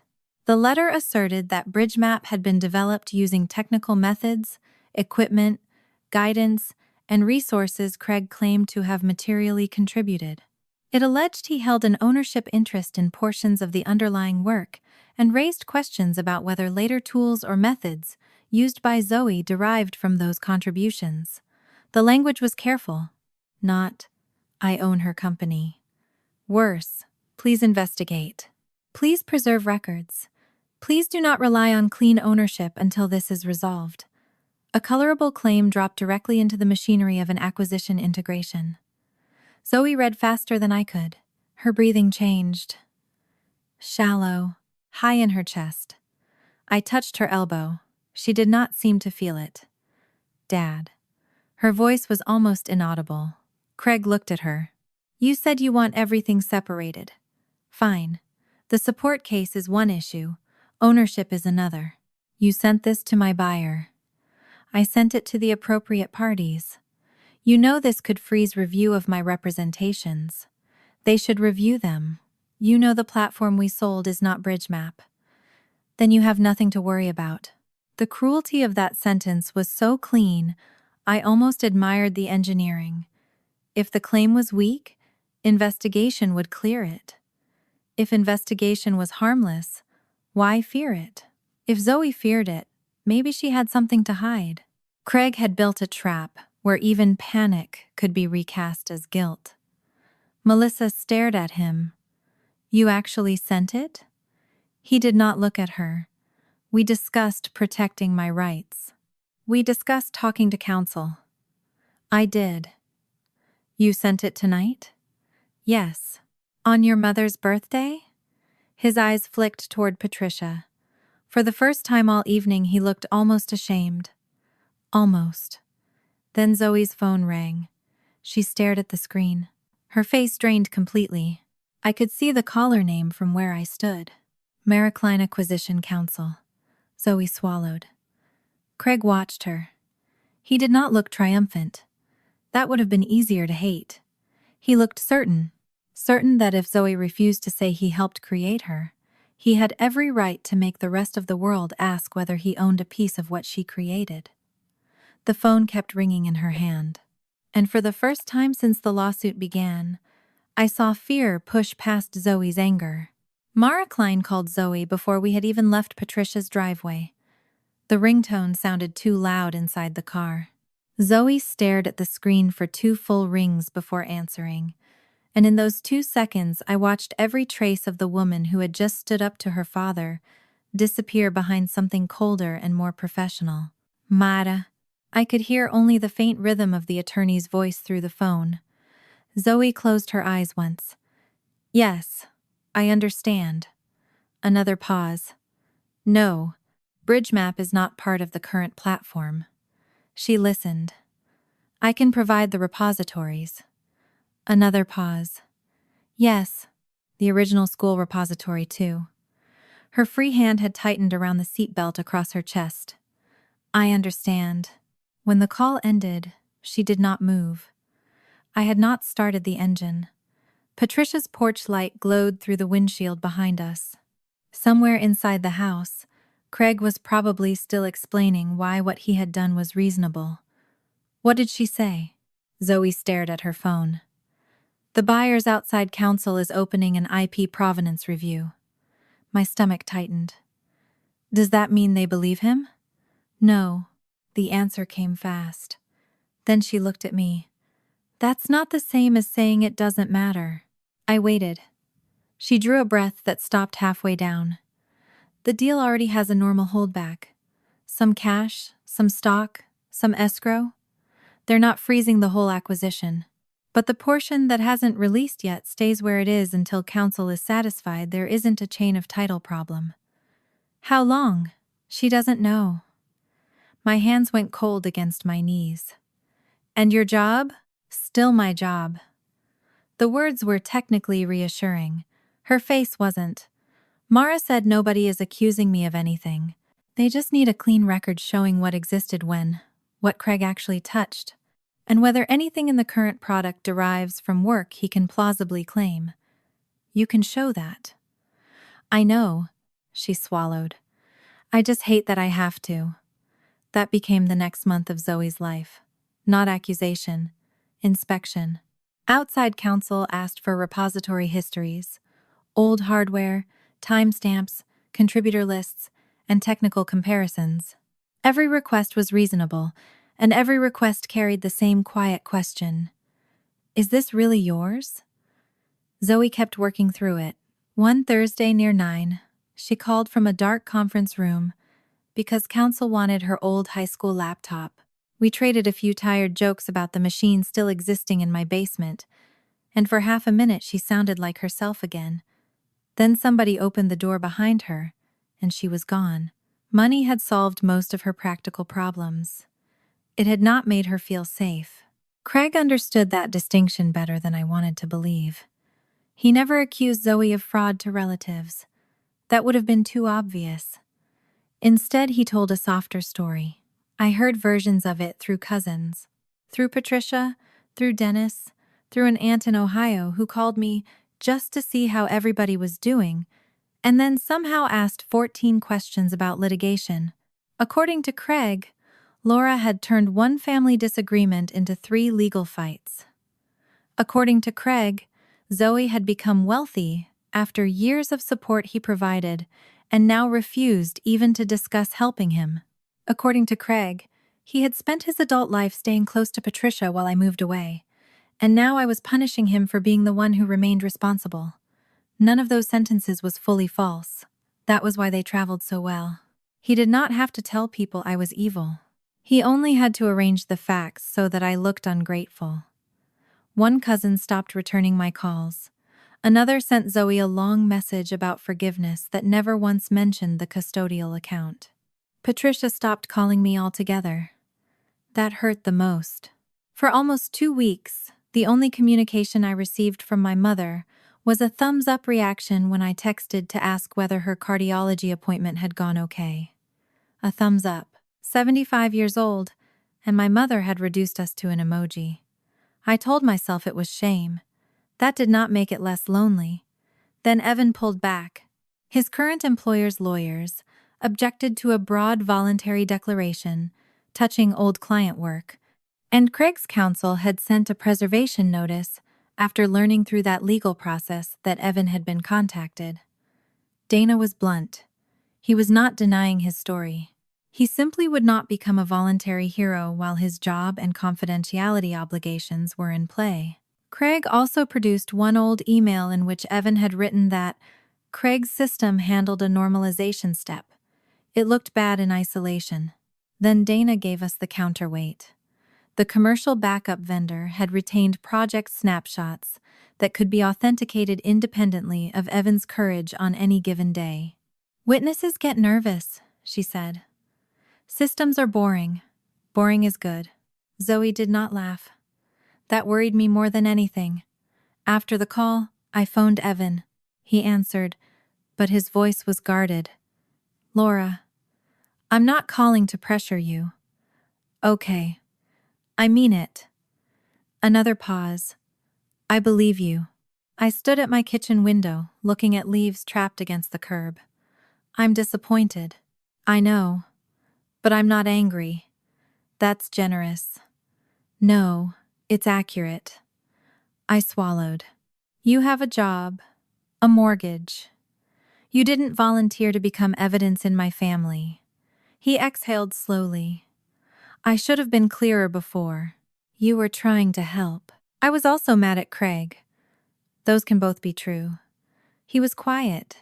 Then he said, "I'll respond if there's lawful process." "I know, and I'm not deleting anything. I know.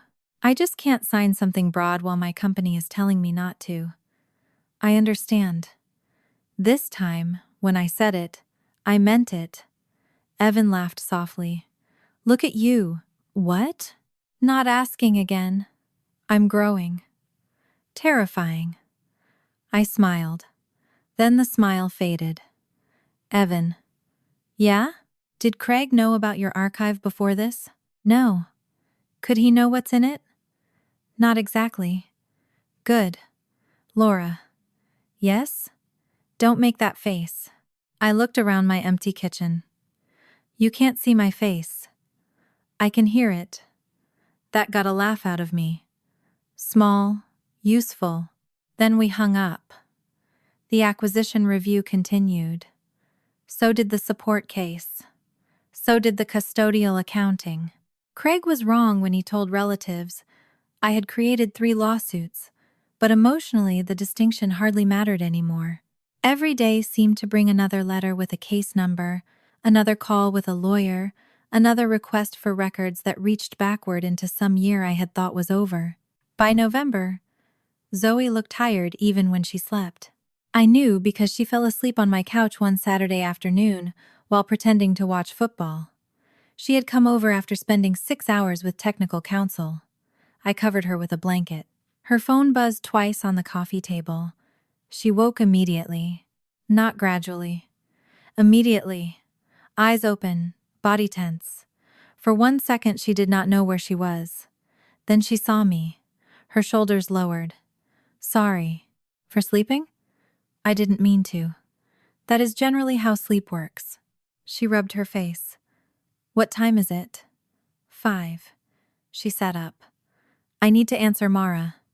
"You need dinner." "Aunt Laura." "Dinner." She stared at me, then glanced toward the kitchen.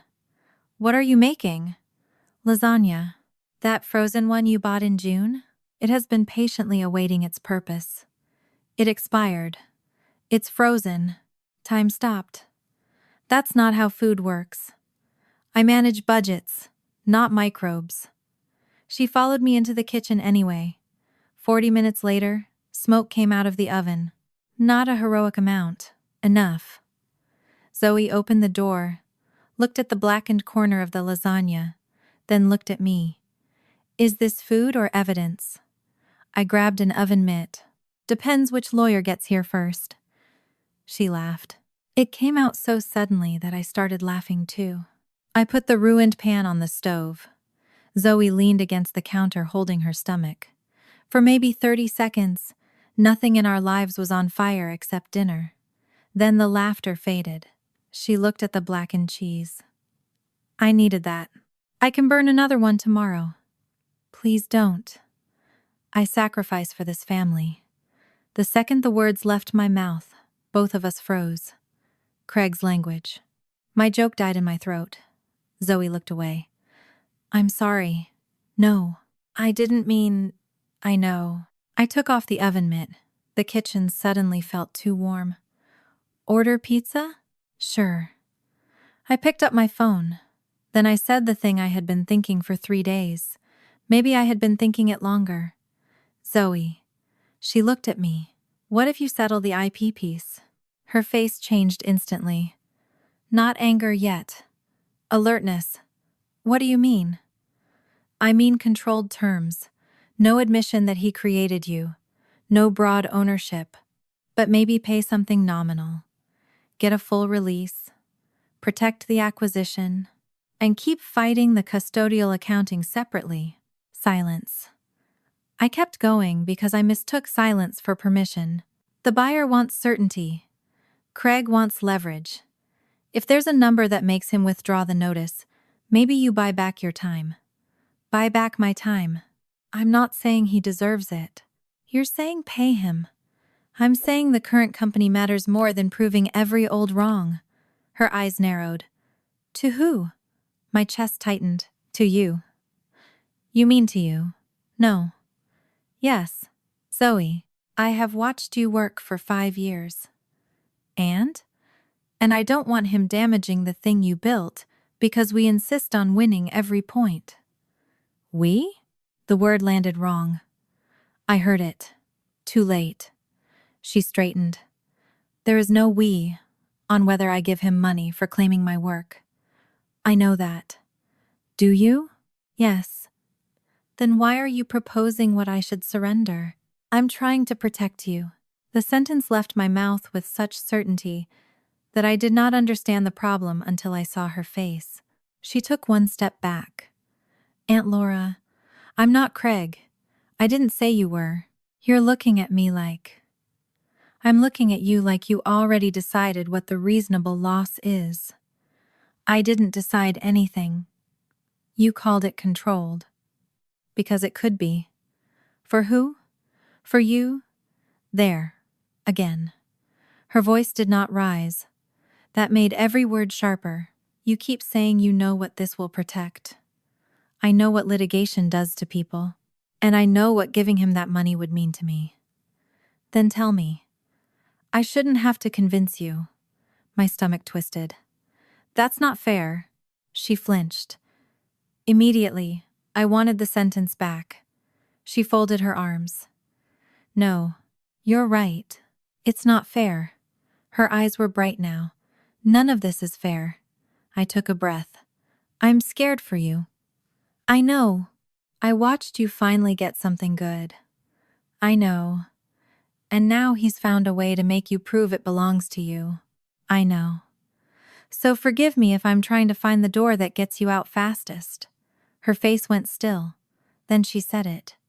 You're doing what he does. I felt the words before I understood them. My hands went numb. What? You're deciding what I should be willing to lose because you think you know what's best for me. The room seemed to contract around my ribs. That is not what I'm doing. It is... No. You're nicer about it. The sentence hit harder than anger. You love me. I know you do. You're trying to save me. But you already decided that if I give him money and get the deal protected, that's the sensible outcome. I was suggesting you weren't asking what outcome I can live with. I stopped. Her voice broke. You were telling me which one you think I should. The refrigerator hummed behind us. The burnt lasagna sat between us on the stove. I could smell scorched tomato sauce. For 5 years, I had believed the difference between Craig and me was obvious. He closed doors. I opened them. He took. I gave. He demanded. I helped. But standing in that kitchen, I saw the piece of myself I had never examined closely enough. I had filled out housing forms for Zoe because she was overwhelmed, called financial aid offices because I knew what to say, booked flights because she was exhausted, made lists, found apartments, negotiated deposits, moved furniture, solved. Most of it had helped. Some of it had been necessary. That did not mean every decision had been mine to make. Love could still become control if the person being loved was never asked what result they wanted. My throat tightened. I'm sorry. Zoe looked away. No explanation? I almost laughed. No. She rubbed beneath one eye. I thought you'd explain. I was about to. That's very Mitchell of you. That hurt because it was funny. I nodded. Also fair. She gave a tiny, unwilling huff of laughter. Then her face crumpled for 1 second before she got it back. I can't pay him to stop saying my work is his. I said nothing. If the buyer walks, I'll survive. The words frightened me. If the holdback takes a year, I'll survive. I hated hearing Craig's favorite word come out of her mouth. She noticed. This isn't him saying it. I know. I mean, I can survive consequences I choose. That was different. The distinction went straight through me. I sat down at the kitchen table. What outcome can you live with? She looked at me.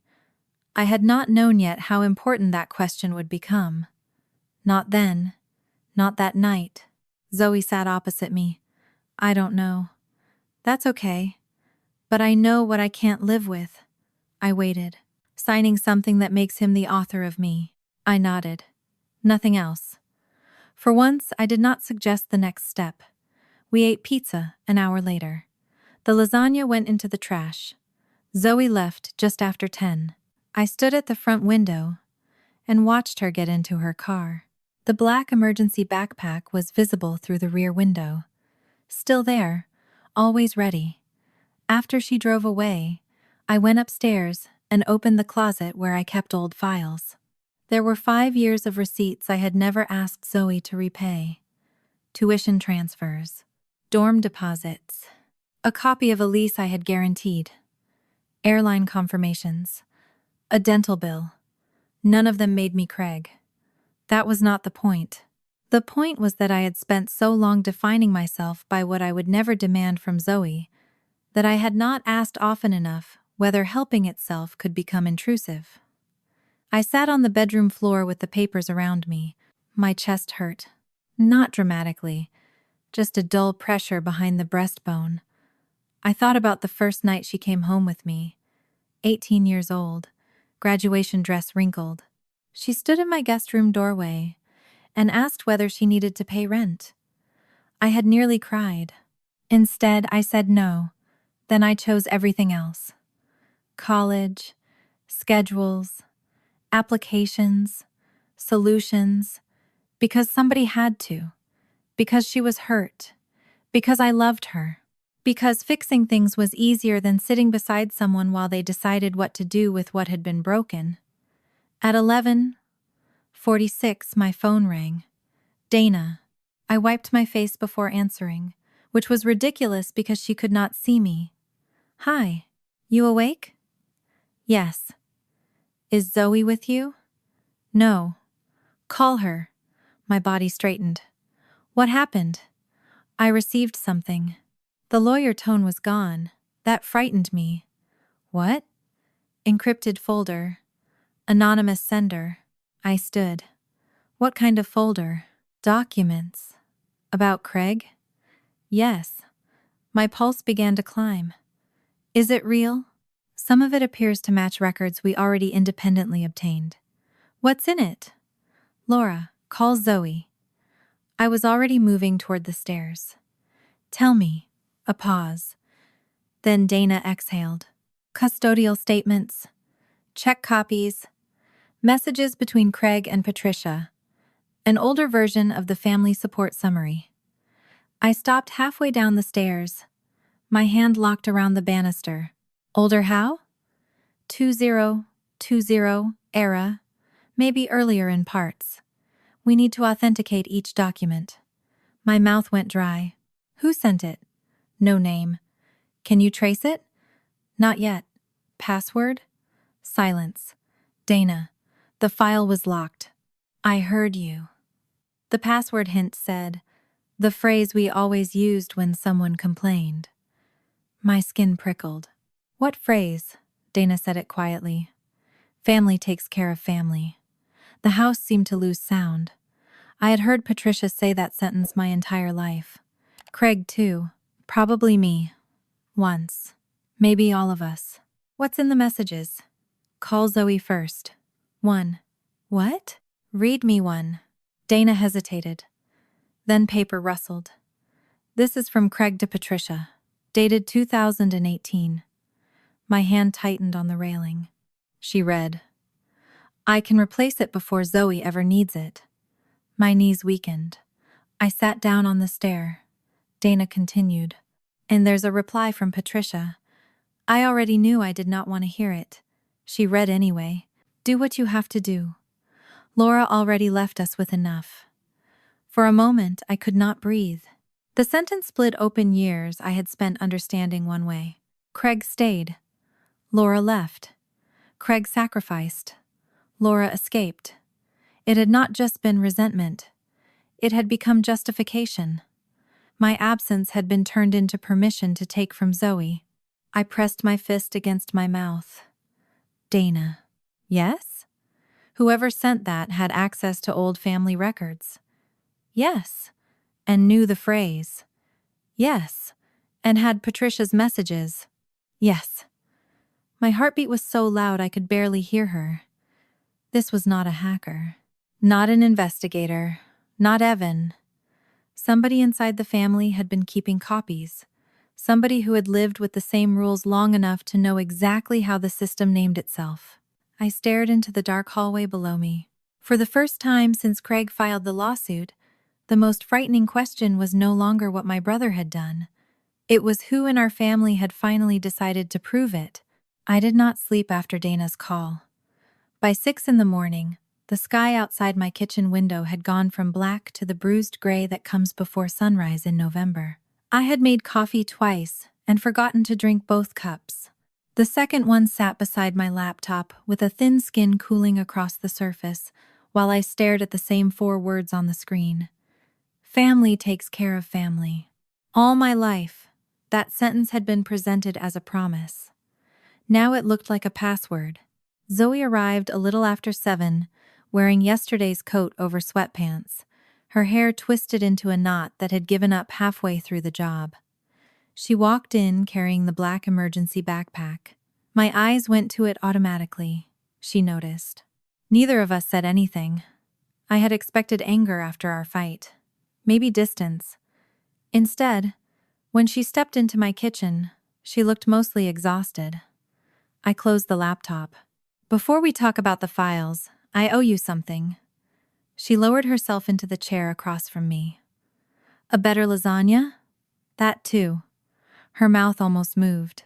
I folded my hands because if I let them move, I knew I would start explaining. I'm sorry. She waited. I felt the explanation rise into my throat anyway. I was scared. I was trying to protect you. I know what litigation can do. I swallowed all of it. I was deciding what a reasonable loss should look like for you. I said, you were right. Zoe's shoulders eased a fraction. I know why you did it. That doesn't make it mine to decide. No, I've spent 5 years congratulating myself for not being Craig. She looked down. And maybe sometimes I used that comparison to avoid asking whether I was listening to you or just rescuing you in a nicer way. That was harder to say than I expected. My chest had tightened before I finished. Zoe rubbed one thumb across the edge of her phone. You did rescue me. I gave you somewhere to go. You did more than that. I know. She looked up. I almost laughed. That sounded terrible. A little. What I mean is, I'm not going to pretend the help didn't matter. I'm also not going to turn it into proof I get to choose for you now. Silence settled between us. Then I asked the question again, slower this time. What outcome can you live with even if it costs more? Zoe leaned back. Not, what should we do? Not, what will make this end fastest? Not, what will protect the deal? I had finally learned enough to ask where she wanted the line drawn. She stared toward the window. When Dad started this, I thought winning meant proving he was wrong. I waited. Then the account came out, and bridge map, and the buyer review, and suddenly there are 10 different versions of winning. She counted them quietly with her fingers, though she did not reach 10. Beat the support petition. Get the holdback released. Recover the custodial money. Make him withdraw the IP claim. Make Grandma admit she knew. Make him stop telling people he built me. Her hand dropped. I can't control all of that. No. But there is one thing I can control. What? If he wants to make claims about what he gave me, what he owns, what he sacrificed, what I owe him, I want him to say all of it. A chill moved over my arms. Completely? Yes. Why? She looked at me. Because he's always strongest when everything stays vague. The sentence landed with the clarity of a window opening. Family obligation, technical mentorship, sacrifice, support, household resources. They were all large words Craig could hide inside. Zoe continued. If he says he helped me technically, make him say what he actually created. If he says he's broke, make him show the actual money. If he says he paid for Grandma, make him say whose money moved. If he says I owe him because he supported me, make him put that support next to everything else. I felt something shift in my chest. Not revenge. Structure. What if it costs more to get there? Then it costs more. What if the buyer keeps part of the holdback longer? I'll live. What if Craig refuses? Then that's information too. I nodded. For once, that was all. Dana came over at 8:30 with her laptop and a legal pad. She had preserved the anonymous transmission, metadata, and secure copy, and she refused to treat any document as trustworthy simply because it told a satisfying story. Some account statements already matched independently obtained records.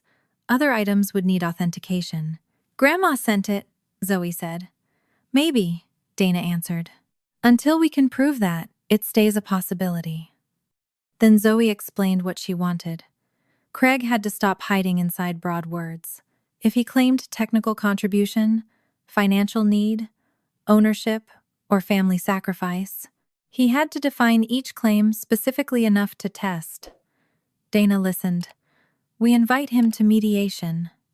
He'll think the ownership notice worked, Zoe said. Probably. He'll talk, I said. That is the hope. The proposal went out that afternoon. It was carefully written and marked, without prejudice. Zoe was willing to participate in a global mediation process, addressing 3 separate disputes without pretending they belonged in one courtroom. The Pennsylvania support case would remain a support case. The custodial account issue would be addressed through a historical accounting and any civil remedies that could actually be supported. The bridge map ownership controversy would be handled separately through IP counsel, with a possible federal declaratory action if Craig refused to withdraw his present claim. But if everyone wanted peace, Dana wrote, Zoe was willing to discuss resolving all 3 matters in one negotiated framework, with one condition. Every claim had to be documented. No vague credit. No broad language. No materially contributed without specifics. If Craig said he created something, identify it. If he said he paid something, identify the source. If he said he owned something, identify the legal basis and the date that ownership arose. If he said Zoe owed support because of present need, show the need completely. The response came less than 2 hours later. Craig accepted. He also added one sentence through counsel. Mr. Mitchell welcomes the opportunity to finally place the full history of his contributions on the record. Dana forwarded it with no comment. Zoe read it from her phone. Then she looked at me. He thinks this is surrender. I felt the corner of my mouth lift. Let him. The next 6 weeks looked boring from the outside and dangerous from inside the files. Forensic accountant Priya Shah reconstructed Craig's cash flow, house equity, debt, business receipts, and transfers involving Melissa. Melissa hired separate counsel once her accounts became relevant. The custodial account review moved more cautiously because timing, authority, disclosure, and available remedies all mattered. The IP questions were cleaner. Dated school repositories came before Craig's professional use. The later startup platform had evolved through different people, architecture, and repositories. Dana's questions forced Craig to define his claim. What exactly had he created? Which code? Which architecture? What assignment? What direct authorship? Craig answered at length. One response to the simple question of whether he had written source code ran 3 pages. So what's the answer? I asked. Dana glanced down. No, but it took 3 pages. He had context. I laughed. Context is where he lives. That was the strategy in miniature. Craig believed explanation restored authority. The more precisely he explained, the narrower his claims became. Meanwhile, Zoe changed too. She stopped asking what I thought she should accept, and started telling me what she could live with. When she said she might voluntarily help Craig if genuine short-term need were proven, under transparent, limited terms, I did not argue. I asked what would make that choice hers. By mid-December, Craig had convinced himself he was winning. We knew because relatives began calling. Dennis told me Craig had said Zoe had finally come around. An aunt in Erie mentioned that she was glad the lawyers were almost done. Patricia still had not spoken to me directly about the anonymous archive. Her silence had become almost ceremonial. Then Craig produced an updated family support summary with a new column. Outcome produced. Braces became confidence. Coding camp became technical aptitude. The laptop became career foundation, and the graduation eviction still appeared as post-graduation independence intervention entrepreneurial resilience. He's auditing my personality, Zoe said. Apparently your braces had excellent returns, I said. Dana tapped the page. Your laptop outperformed several mutual funds. Zoe laughed once, then looked again at the graduation row. He still thinks that made me. Then let him say it under oath if he chooses. The support hearing was scheduled for early January. Patricia had been formally identified as a potential witness because her caregiving period was central to Craig's hardship narrative and the historical financial records. There would be no ambush. Craig knew her name was on the list. He simply did not believe she would testify against him. He called me 2 days before Christmas. I almost did not answer. Then I did. Laura. Craig. His voice sounded lighter than it had in months. I heard Zoe's willing to mediate seriously. She's been serious the entire time. You know what I mean. I usually do. That's the problem. He ignored that. I'm glad she's being practical. My fingers tightened around the phone. This is her decision. Of course. The ease in his voice irritated me more than hostility would have. She's finally understanding that you don't burn down a family over principle. I looked across my living room at the small Christmas tree I had not yet decorated. No, Craig. He paused. What? She's understanding exactly which principles are hers. Silence. Then he laughed softly. You always need the line. What line? The dramatic one. I almost smiled. That must be exhausting for you. It is. For one strange second, we sounded like siblings again. Then he said, Mom won't testify. My body went still. She's listed. She won't do it. How do you know? She knows what those years were. So does Zoe now. That's your version. No, the bank statements are a version. His tone cooled. Mom isn't going to sit in court and humiliate the son who stayed when everyone else left. There it was again. The wound he had polished into doctrine. I felt guilt stir. It no longer controlled my hands. Maybe you should let Mom decide what Mom will do. She already did, 30 years ago. He hung up. The night before Patricia was scheduled to meet Dana formally, someone knocked on my door at 8:40. Not rang. Knocked. 3 soft taps.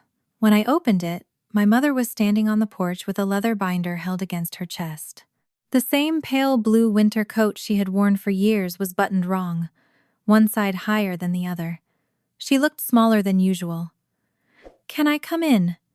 I stepped aside. Patricia entered without removing her coat.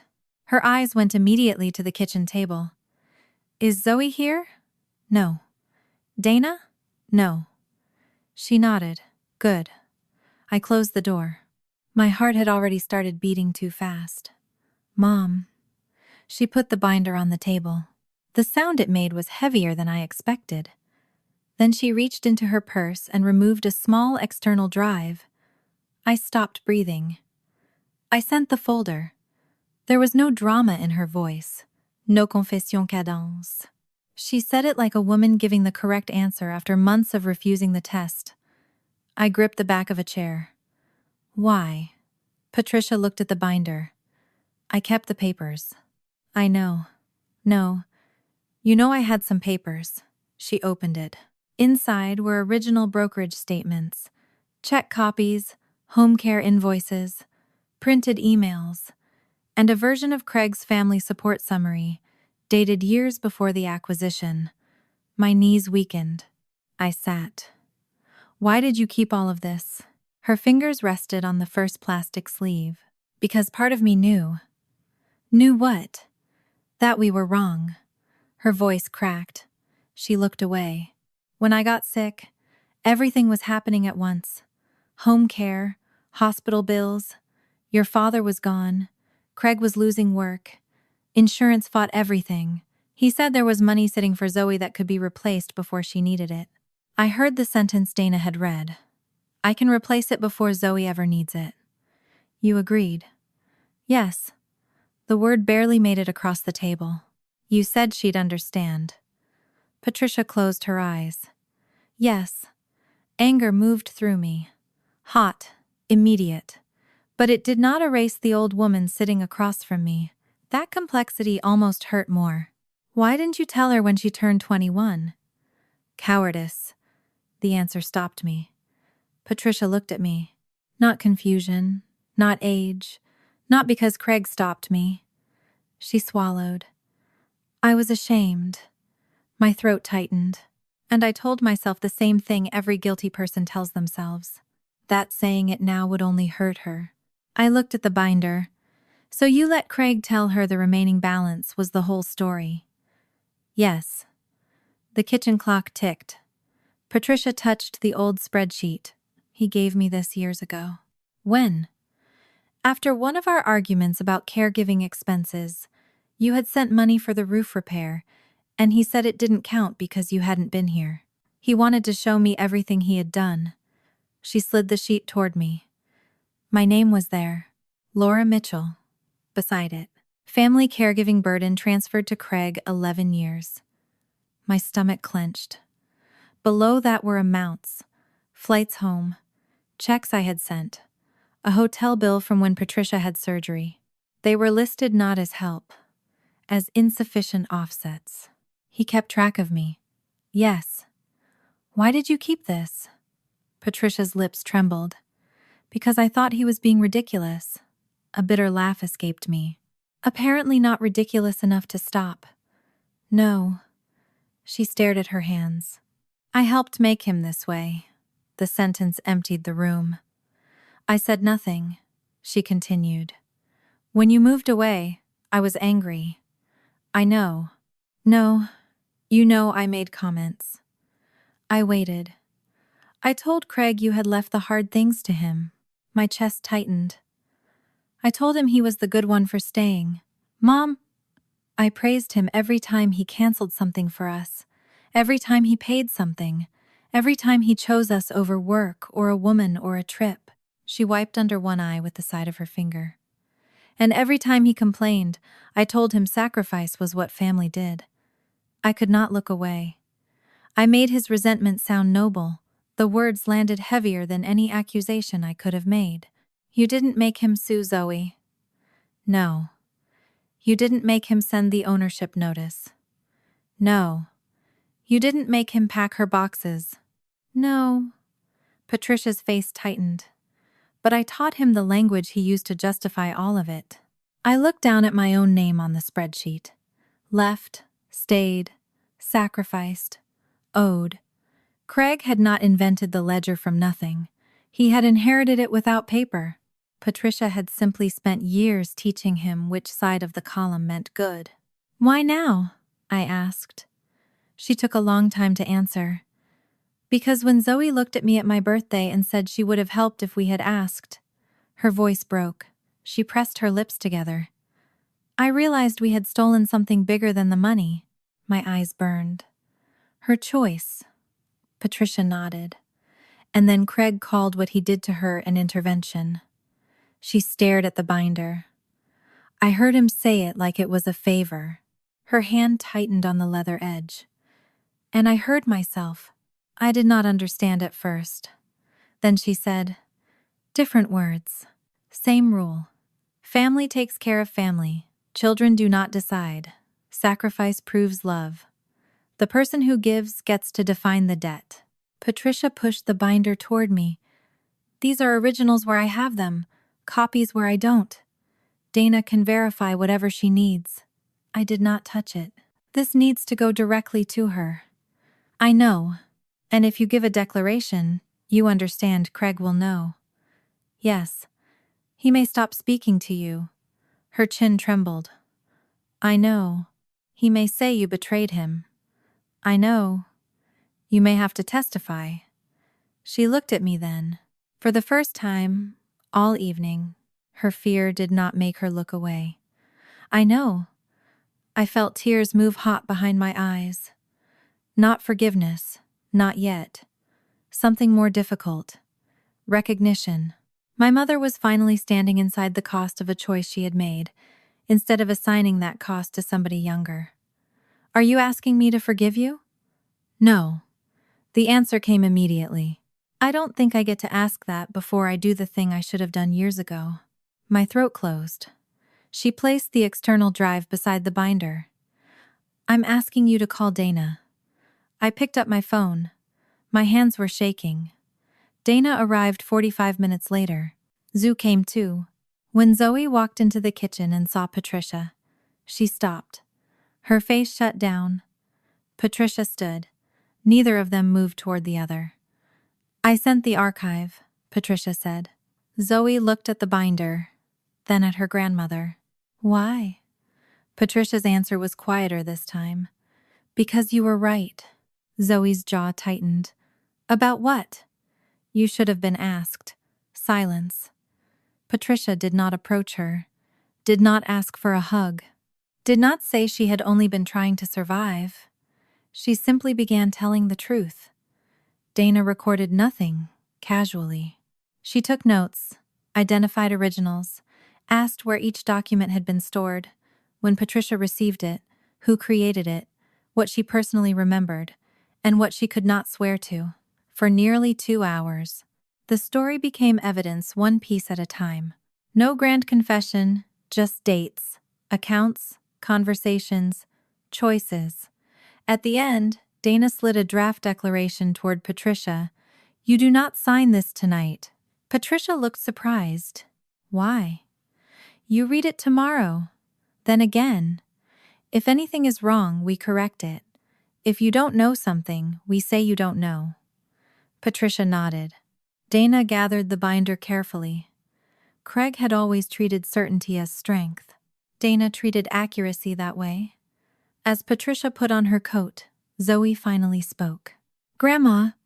Patricia turned. Zoe's hands were at her sides. I'm not ready to tell you this is okay.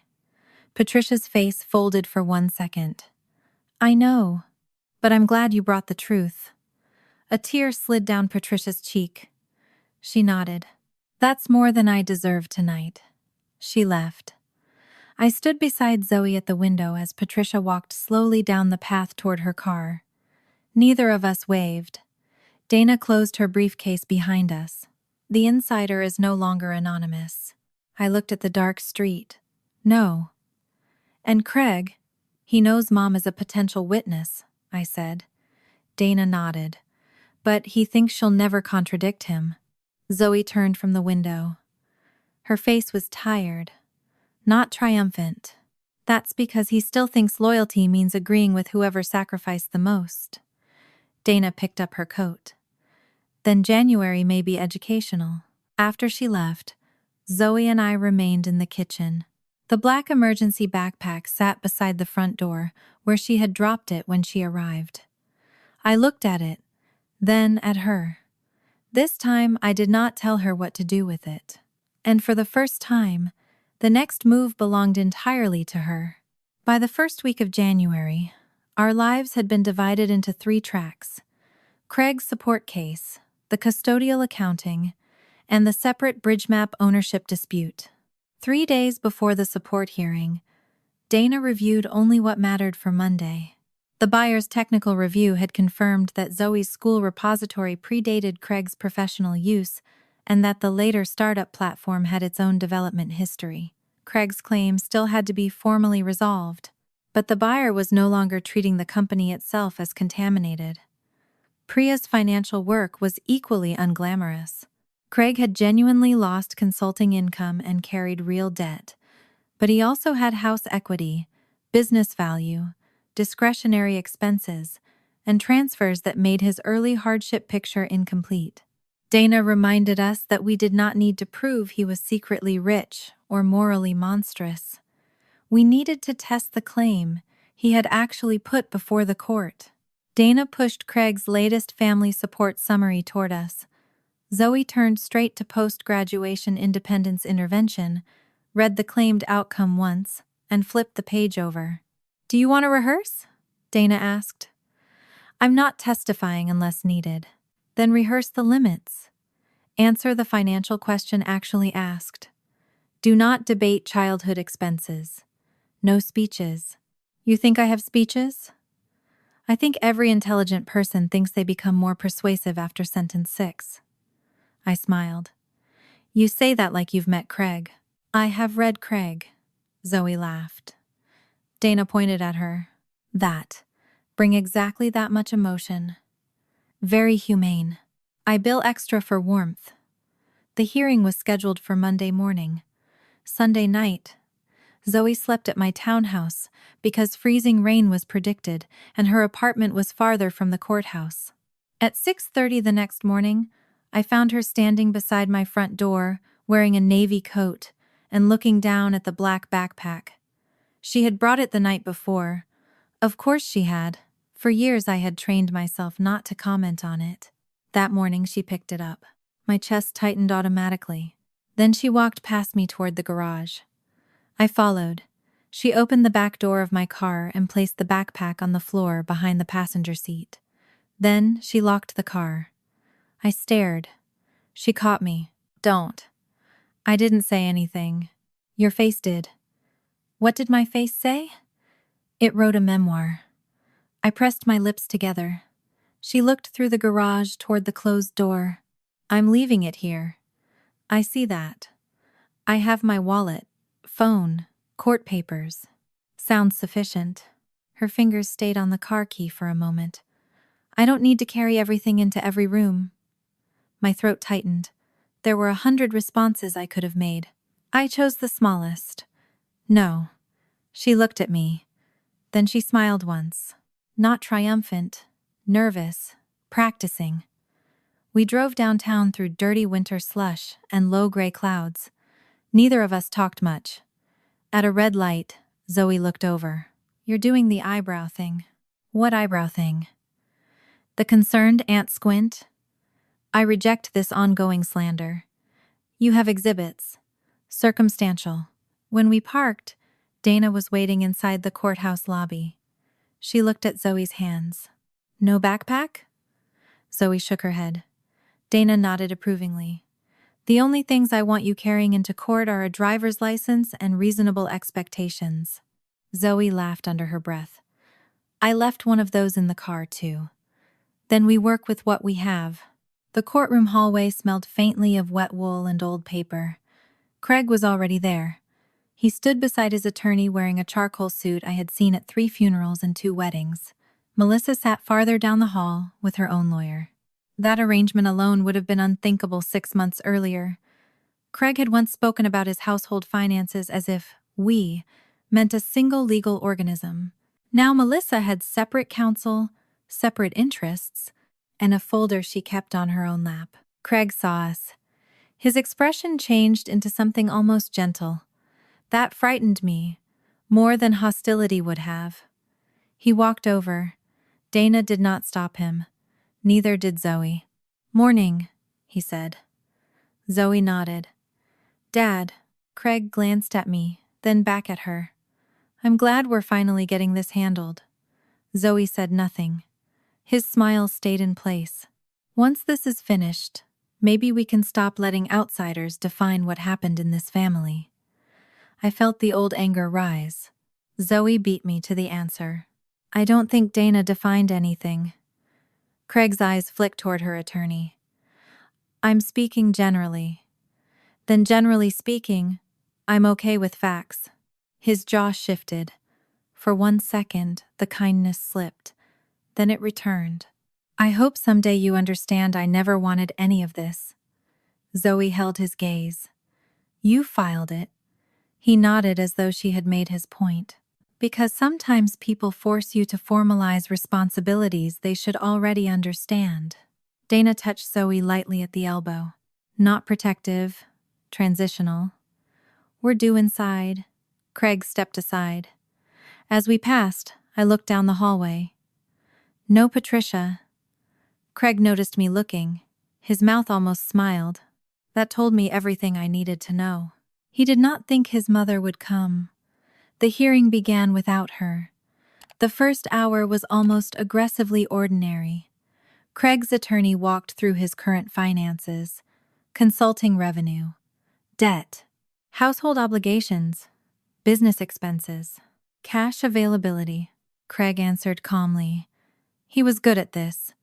Not because he was lying about everything, because he had spent his whole life explaining burdens. He knew how to make sacrifice sound measurable. A lost client became instability. Business debt became evidence of years carrying too much alone. A house with equity became an illiquid asset rather than available wealth. None of those descriptions was automatically wrong. That was what made the story dangerous. From where I sat behind Dana, I could see only part of Craig's face. He sounded reasonable. A man in his late 40s whose consulting business had weakened. A man with debts. A man asking an adult daughter who had recently experienced a major financial event to provide help. If I had known nothing else, I might have understood him. Then Dana began asking questions. She did not attack. That was the first thing I noticed. No accusation about manipulation. No speech about graduation. No mention of bridge map. She began with numbers. Craig's consulting firm had received payment from one client in March. Yes. A portion moved to an account associated with Melissa's LLC. Yes. Why? Shared expenses. Which expenses? Craig answered. Priya's reconciliation showed only part of the transfer matched those expenses. Craig explained that accounting between household entities was informal. Dana asked about another transfer. Different explanation. Then, a third. Each question was small. Individually, none destroyed anything. Together they changed the texture of his certainty. He stopped leaning back in the witness chair. He began looking toward his attorney before answering. Melissa sat behind separate counsel with both hands clasped around a pen. At one point, Dana asked whether Craig had characterized a particular amount as business income in one disclosure, and as a repayment of personal advances in another. His attorney objected to the characterization. The judge asked Dana to rephrase. She did, Craig answered. The answer took a long time. I thought of 3 pages explaining whether he had written source code. Context is where he lives. By late morning, the clean hardship story looked less clean. Not false, complicated. Craig really had lost income. He also still controlled choices. He had equity. He had business value. He had moved money. He had described the same payments differently depending on what point he was trying to make. The judge asked several questions directly. I watched Craig's face change when the questions stopped sounding sympathetic and started sounding accounting-shaped. Then his lawyer tried to broaden the moral picture through Craig's history of supporting Zoe. He listed school, insurance, activities, technical camps, and the laptop. Dana objected whenever ordinary parenting drifted toward a retroactive debt theory, and the judge kept the hearing anchored to present statutory support.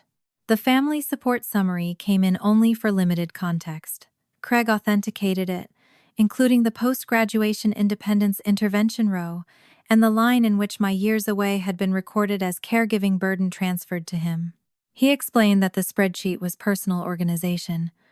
Dana did not argue with the label. She simply established that he had been tracking family contributions and deficits for years, long before his current financial decline. Whatever moral force Craig expected the document to carry, it looked different under courtroom lights. It did not answer how much support he actually needed now. Dana returned to the current finances. That was the trap. Not a trick. Discipline. Every time Craig tried to move the case toward who deserved gratitude, she moved it back to the numbers he had asked the court to examine. Near noon, his confidence began cracking around the edges. Not dramatically.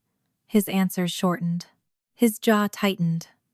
When his attorney whispered to him, he responded without covering the microphone and had to be reminded.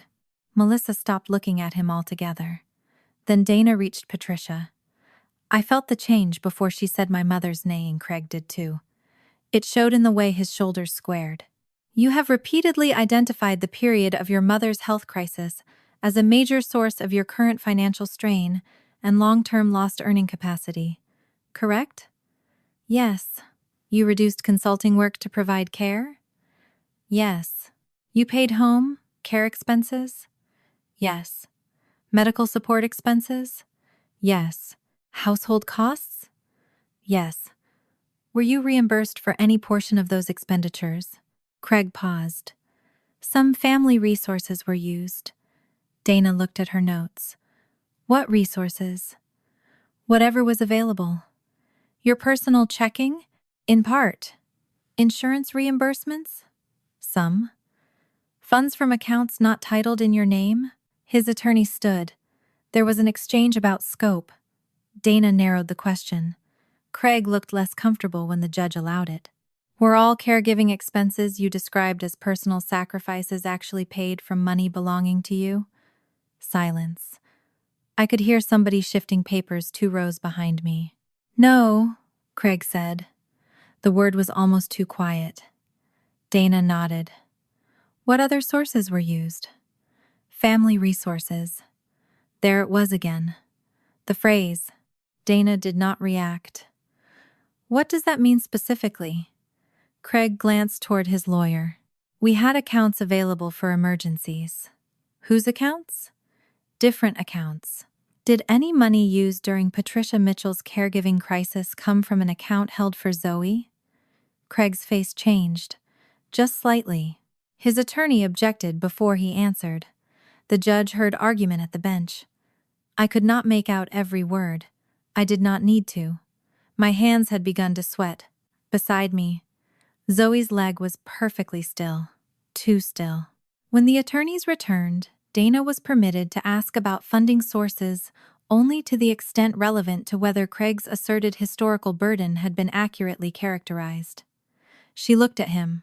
Did money from Zoe's custodial account pay expenses you have described in this proceeding as part of your personal caregiving burden? Craig inhaled through his nose. The family used available resources during an emergency. That wasn't my question. Yes. My heart struck hard against my ribs. The answer was already supported by records. Hearing him say it still felt different. Dana did not celebrate it. Did Zoe know? Craig's attorney objected again. This time the judge limited the inquiry. Dana changed direction. Who participated in the decision to use those funds? Craig's eyes moved briefly toward the back of the courtroom, toward the empty row where Patricia could have been sitting. My mother understood the emergency. Patricia Mitchell. Yes. She agreed the funds could be used. She understood what was necessary. Would she confirm that? Something almost like relief appeared on his face. Yes. There it was. His certainty. Not that the documents favored him, that Patricia would. Family takes care of family. She had taught him the rule. He still believed she belonged to it. Dana looked toward the courtroom door. Craig followed her gaze. For the first time all morning, I saw genuine confidence return to his face. He leaned back. He knew Patricia had been identified as a possible witness. He knew Dana had met with her. But somewhere deep inside him, none of that mattered. His mother had chosen him before, when I left. When he stayed, when the bills came, when Zoe's money became available. Craig did not believe evidence could outweigh the hierarchy that had built him. The door opened. Cold hallway light cut across the back row. Every head turned. Patricia stood there in a dark wool coat, with the old leather binder held against her chest. She looked terrified. I saw it in the way her fingers pinched the leather, in the small rise and fall of her shoulders, in the second she stopped just inside the room as if her body had remembered every year she had spent asking Craig to carry things for her. Then she walked forward. Not toward him. Toward us. She sat in the empty seat directly behind Zoe and placed the binder carefully on her knees. Craig had gone completely still. His face did not collapse. There was no dramatic gasp, just a slow draining of certainty from his eyes. Patricia looked at her son. Craig looked back at the woman whose approval had turned sacrifice into virtue, resentment into duty, and duty into debt. And for the first time since he filed the lawsuit, my brother looked genuinely afraid. Patricia did not look at Craig when she took the oath. That was the first thing I noticed. The second was that her right hand shook, not dramatically. Not enough for anyone across the courtroom to see, unless they knew her. But I knew the slight tremor in her fingers. I had watched those same hands frost birthday cakes, button my winter coat when I was 6, write checks at the kitchen table, and press a damp washcloth against my forehead when I had the flu. Now one hand rested on the witness stand, while the other curled around the edge of the chair. Craig sat so still he looked carved. Dana began simply. Patricia confirmed the years of her health crisis. The hospital stays, the home care needs, the weeks when she could not bathe alone or safely manage stairs. She confirmed that Craig had handled more of those problems than I had. Each answer tightened something inside my chest. Yes, she said when Dana asked whether Craig had lost work. Yes, when asked whether he had rearranged client commitments. Yes. When asked whether I had lived farther away and had not provided the same amount of day-to-day care. Craig's shoulders slowly relaxed. I understood why. Truth was moving in his direction. Patricia was not there to rewrite him into a monster. She was telling the part of the story I had already admitted. My brother had carried too much. For years. Dana did not fight that fact. She walked directly through it. Then she asked, "Were all of the caregiving expenses Mr. Mitchell has described as his personal financial sacrifice paid from his own property?" My mother swallowed. "No." Craig's shoulders stiffened again. Dana waited. Patricia's eyes dropped to the witness stand. "Some came from insurance. Some from my savings. Laura sent money sometimes. And some," my mother took a breath, "some came from Zoe's custodial account." Even though I had already seen the statements, the words still hit my body like a temperature change. The courtroom seemed suddenly too cold. Beside me, Zoe's hands remained flat on her lap. She did not move. Dana asked, "Did you know at the time?" "Yes." "Did Zoe?" "No." "How old was she?" 13 when the worst of it started. Craig looked at his attorney. His jaw had begun working slightly. Dana did not hurry. "Did Mr. Mitchell tell you why he believed those funds could be used?" Patricia's voice became quieter. "He said he could replace them before Zoe needed them. Did you agree?" A long pause. "Yes." My throat tightened. Dana let the silence sit for exactly long enough that nobody could pretend the answer had been accidental. "Why?" Patricia looked toward Zoe. Not at Craig. At Zoe. "Because I was sick. Because we were scared. Because Craig was losing income. Because there were bills we couldn't figure out how to pay." Her eyes filled. "And because I told myself family money was family money." Zoe's lower lip tightened. I pressed my feet firmly into the floor. Dana asked, "Did Zoe ever consent to that?" "No."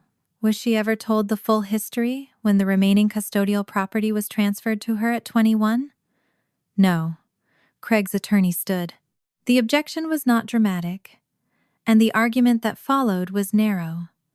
Dana had already warned us the support hearing was not a trial of every historical custodial issue. The judge limited where the questioning could go. That mattered. Patricia was not about to win a separate case from the witness stand. She did not need to. The point was smaller and more devastating. Craig had repeatedly presented the caregiving years as proof that his current financial condition grew out of extraordinary personal sacrifice. The records now showed that at least part of the burden he claimed as his own had been funded by property belonging to the very daughter he was asking the court to order to support him. Dana shifted. "Mrs. Mitchell, Did you encourage Craig to resent Laura for leaving? My stomach contracted. Patricia closed her eyes for half a second. Yes. Craig turned his head sharply. Dana's voice stayed even. How? When Laura moved away, I told Craig she had left the hard things to him. Heat climbed my neck. I could feel people behind me. I hated that strangers were hearing this. Then I remembered Craig had put my absence into a spreadsheet. Privacy had already been spent, Patricia continued. I praised him for staying. Every time he canceled something to help me, I told him that was what good family did. Dana asked, Did you ever tell him his sacrifices meant other family members owed him? Not in those words. What did you say? Patricia's fingers tightened. Family takes care of family. The phrase moved through me like an old song played in the wrong key. Dana nodded. Did you believe that? For most of my life. And now? Craig's attorney objected. Sustained. Dana moved on. Craig's attorney's cross-examination was careful. Better than Craig would have been if he had been asking the questions himself. He brought Patricia back to the emergency. She had needed care. Yes. Craig had not spent Zoe's money on vacations. Correct. He had not bought luxury items. Correct. The money went to actual care and household expenses during a genuine crisis. Yes. Craig had personally paid other expenses too. Yes. He had sacrificed work. Yes. He had helped his mother for years. Yes.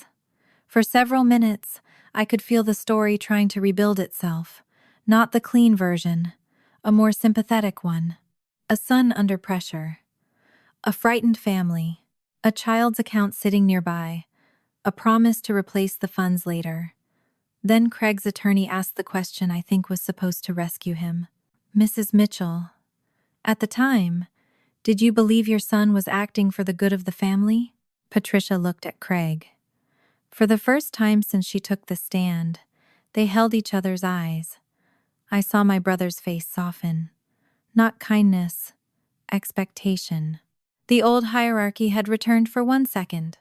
Mother, good son, sacrifice, approval. Patricia's voice shook. Yes, Craig exhaled. Then she continued. And that was the problem. His expression changed. His attorney paused. Patricia looked toward the judge. We kept calling something good because the reason was good. No one interrupted. We needed help. That was true. Craig was exhausted. That was true. I was scared. That was true. She swallowed. But none of those things made Zoe's choice ours. Craig looked away. His attorney ended not long after that. There was no courtroom explosion. No one gasped. No one applauded my mother for becoming honest 5 years too late. The hearing continued into numbers. That was almost crueler. Priya's analysis came back to the center. Craig's current finances were examined without the moral cushioning he had relied on. His consulting income had fallen, but not disappeared. His business debt was real, but so were assets he had minimized. His house had equity. Certain expenses could be reduced. Several transfers had been described differently, depending on which financial picture he needed to present. Melissa's separately represented records clarified that some 2,026 account movements Craig had described as household necessity were more complicated than that. Craig was given chances to explain. He used every one. That was his fatal mistake. The more he explained, the more categories multiplied. Reimbursement, temporary transfer, business advance, personal advance, shared expense, capital contribution, necessary household cost. By mid-afternoon, I watched the judge stop writing and simply listen while Craig gave a 2-minute answer to a question that required a number. Dana did not interrupt him. I thought of Zoe's observation months earlier. He explains himself, until the explanation becomes a confession nobody asked for. When the court finally ruled, the judge did not call Craig a bad father or discuss karma. He focused on the record. Craig had not established the level of present need required for the relief he sought. Then came the sentence that finally answered the ledger. Ordinary parental expenditures are not retroactive invoices. The petition failed. That was it. A few sentences. A file closed. My body reacted before my mind did. My knees went weak beneath the table. I pressed my hand against the wood, because for one terrifying second, I thought I might cry loudly in a courtroom where I had spent 6 months promising myself I would remain dignified. Zoe did not smile. She lowered her head. One breath, then another. Dana leaned toward her. Stay seated. I am. You look like you're about to stand. I forgot my legs. That almost made me laugh. Craig did not look at us. He gathered his papers slowly. The family support summary disappeared into his attorney's folder. The spreadsheet that had once asked the world to measure what Zoe owed him left the courtroom without purchasing him a single childhood reimbursement. Outside, the hallway was crowded with people waiting for other cases. Craig walked past Patricia first, then stopped. You did that. My mother looked at him. I told the truth. You let her attorney turn an emergency into something dirty. Patricia's face tightened. No, we made the decision. The truth about it was already there. You asked me to help you. I did. You agreed. Yes. Then why am I the only one paying for it? The question cracked at the edge. For the first time, I heard something beneath his anger that sounded like the boy he had once been, the son who had stayed. The son praised every time he gave something up. The son who eventually learned to believe pain created credit. Patricia's eyes filled. You aren't. Craig laughed bitterly. Really? No. She touched her chest. I have to live with what I taught you. His face hardened. That was not enough for him. Maybe nothing ever would be. He looked toward Zoe. You happy? Zoe's fingers tightened around the strap of her purse. No. The answer seemed to surprise him. No? No. She looked tired more than victorious. I didn't want to spend half a year proving I don't owe you for being your daughter.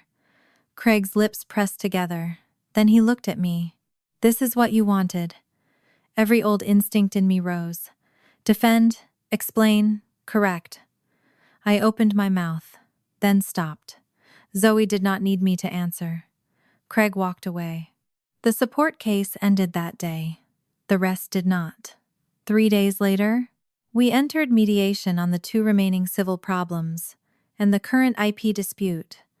Craig arrived angry enough to mistake motion for strength. By 10 in the morning, he had blamed everyone. Patricia had asked him to use the custodial money.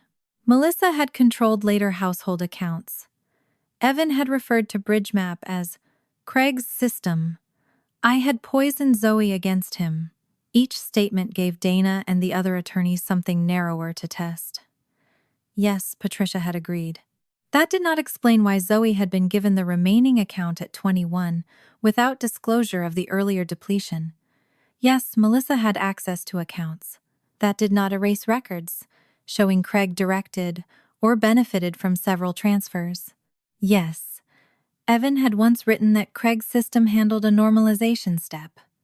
The archived files also showed the underlying Bridgemap work existed in Zoe's dated school repository first. And me? Craig could blame me for Zoe leaving. He could not make me the author of emails Zoe had written before graduation telling him to stop using her work. By the second day, the IP attorney Zoe had retained joined the mediation with a technical comparison and a draft federal declaratory complaint. That changed Craig's tone. Not immediately. First, he tried to explain. He had provided the laptop. He had paid for technical camp. He had discussed client problems at home. He had encouraged Zoe to think commercially. He had helped shape her approach. The attorney listened, then asked one question. Did you write Bridgemap's source code? Craig hesitated. No. Did Zoe assign copyright or ownership to you in writing? No. Did you enter a joint development agreement? No. Did you contribute source code to the later startup platform? No. Craig leaned forward. That's too simplistic. The attorney waited. Craig took the invitation. He talked for nearly 10 minutes. He explained mentorship, resources, household environment, the way a parent creates conditions for talent, the difference between typing code and creating capability. I watched Dana write nothing. When Craig finally stopped, the IP attorney said, "So, your present ownership claim rests on contribution to Zoe's development, not a documented assignment or direct authorship of the later company technology." Craig's face tightened. "I'm saying ownership is more complicated than whose fingers were on a keyboard." The attorney nodded. "That is your position?" "Yes." His own counsel shifted beside him. Craig had done it again. He wanted recognition so badly that he authenticated the exact theory that made his claim weakest. The acquiring company's counsel had already reviewed the technical record. The later startup platform was independently documented. BridgeMap belonged to an earlier period, with a separate history. The buyer was not waiting to discover whether Craig had secretly invented Zoe's company. They were waiting for the current ownership notice to stop creating noise. By the afternoon, their position was communicated clearly. Once Craig formally withdrew the claim and agreed not to interfere with the acquisition on that theory, the ordinary IP-related holdback issue could move toward release. The leverage he had created was evaporating while he sat in the room. That left the custodial account. There. Nobody pretended the outcome was automatic. Dana had warned us too many times. Time limitations existed.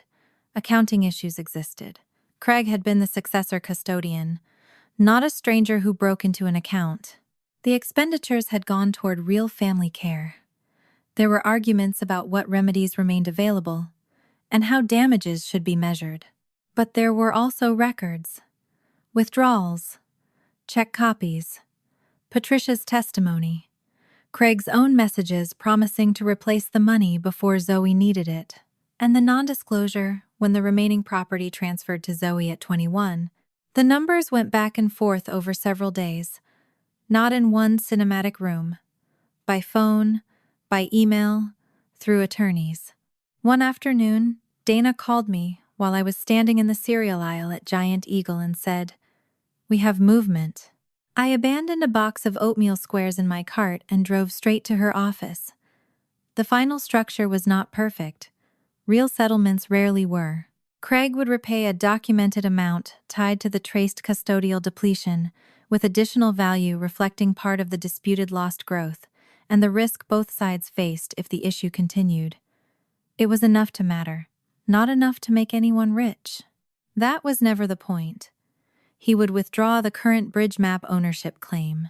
He would sign a release confirming that he held no ownership interest in Zoe's present company technology and would not interfere with the acquisition using that BridgeMap theory.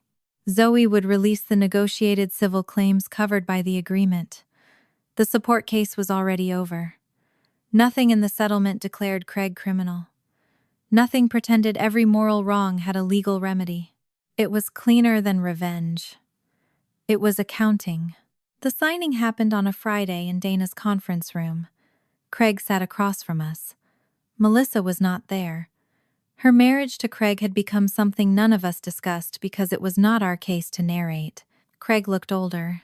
Not ruined, not broken, just stripped of the certainty that everyone else would eventually come back to his interpretation. Zoe read every page.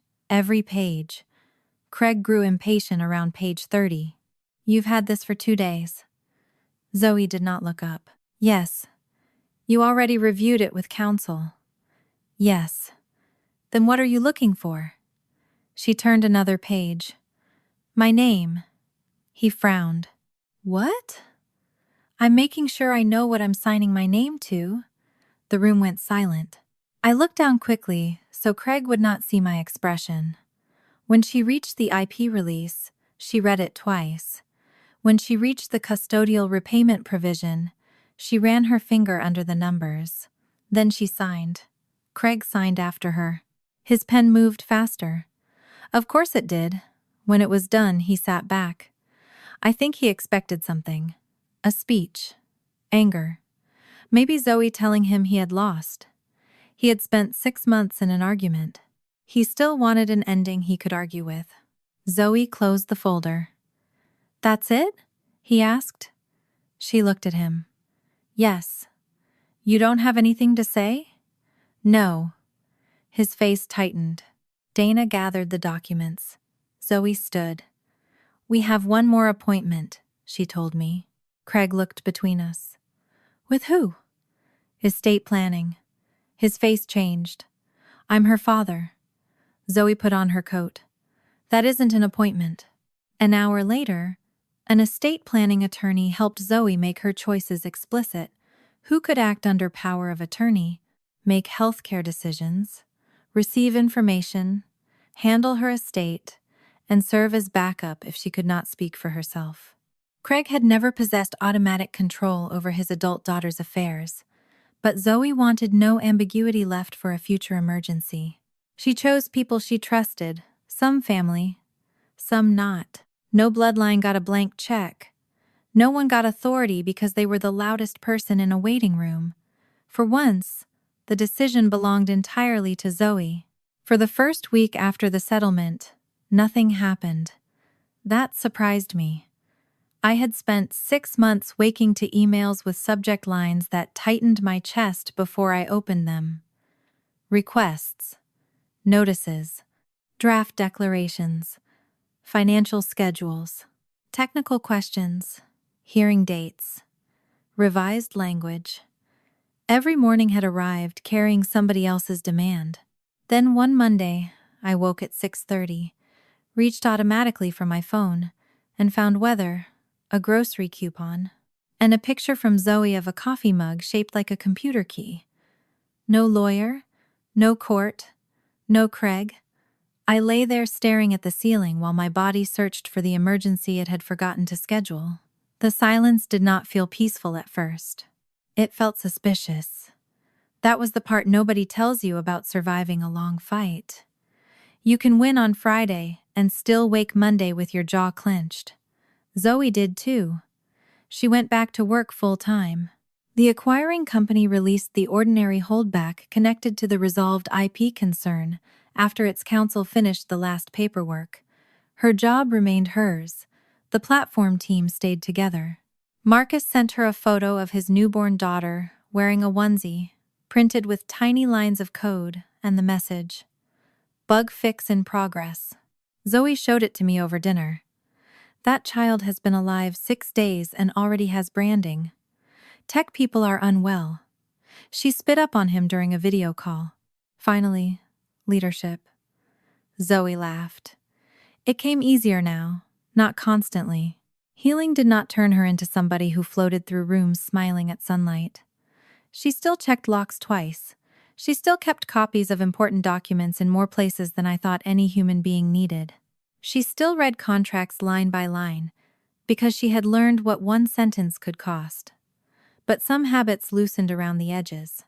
One evening in February, I went to her apartment and noticed the black emergency backpack was no longer beside the front door. I stopped before I could help myself. Zoe was in the kitchen opening a bottle of sparkling water. "What?" "Nothing.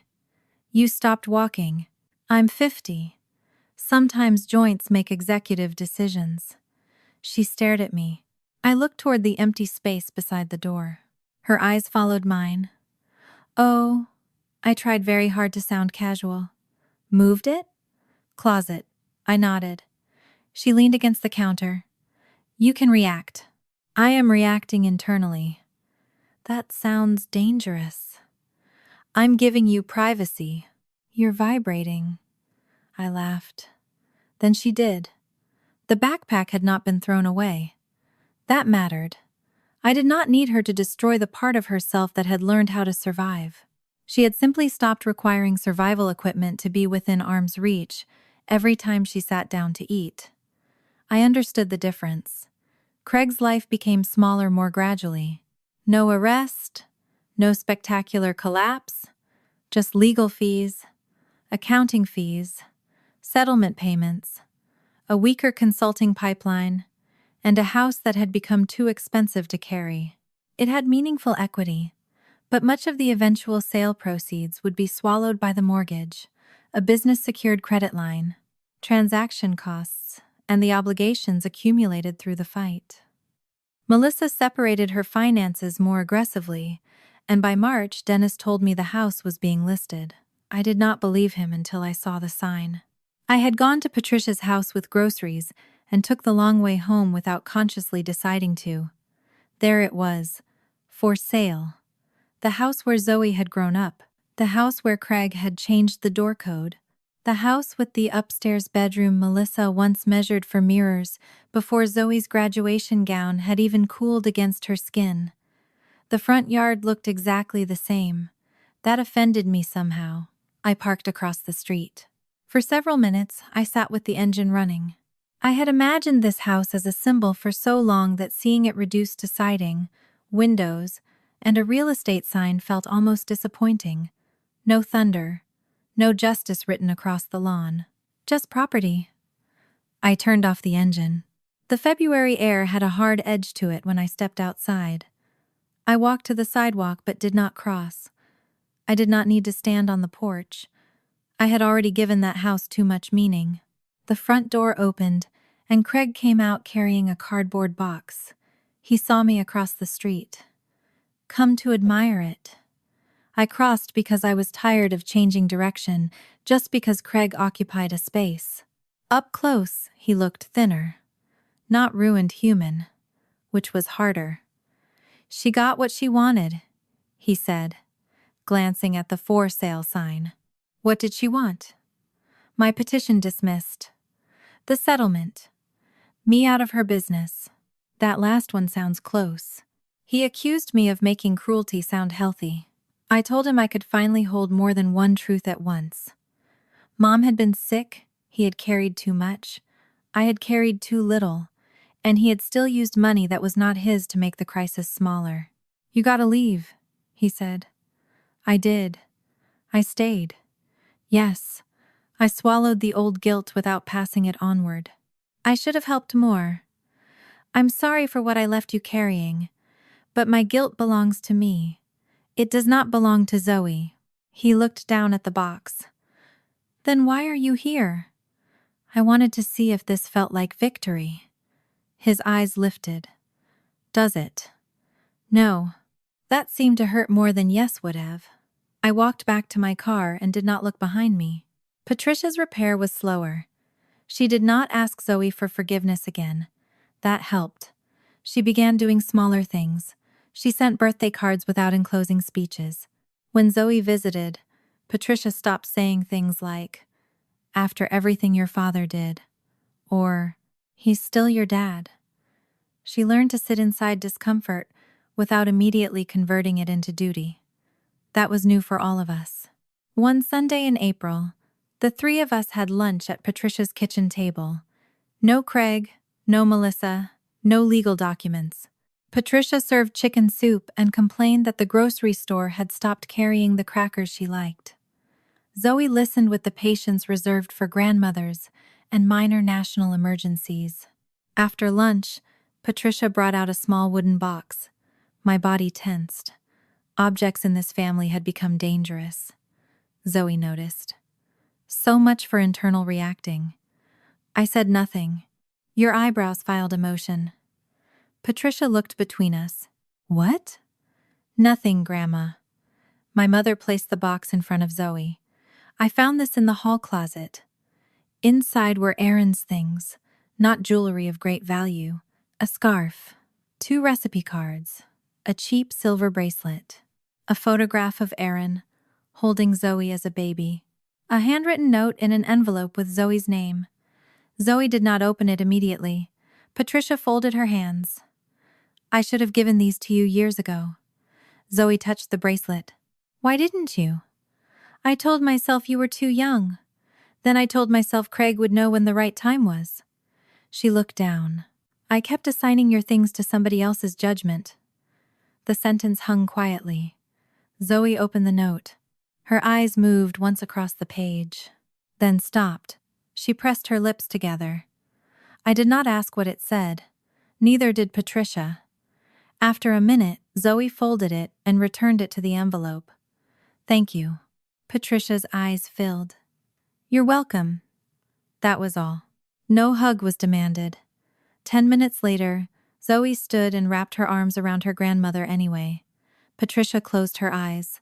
Her hands hovered for 1 second before she touched Zoe's back. Even love had to relearn consent. In May, Craig called Zoe directly and asked whether she could help with the security deposit on his smaller apartment. By then, the house sale proceeds had mostly been allocated to debt, fees, and the settlement. Zoe told him no.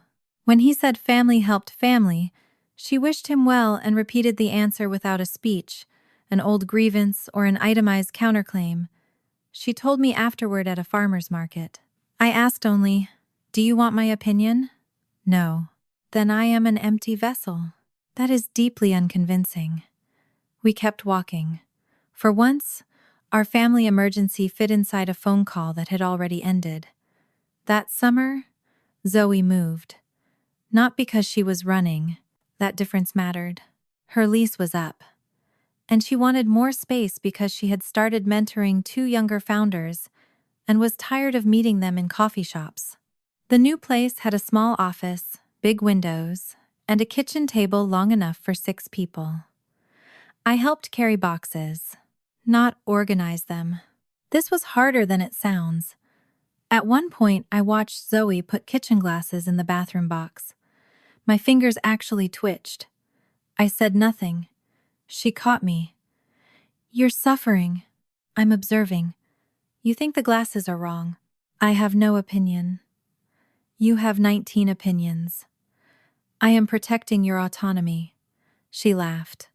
"Put the glasses where you want, Aunt Laura." Thank God. I moved them. Boundaries, I learned, did not require stupidity. That evening we ate takeout on the floor, because the table had not arrived. Thai food. The same restaurant family Zoe had ordered from after the acquisition party almost a year earlier. I paid. She reached for her phone. I saw the movement. She opened Venmo, then stopped. Her thumb hovered over the screen.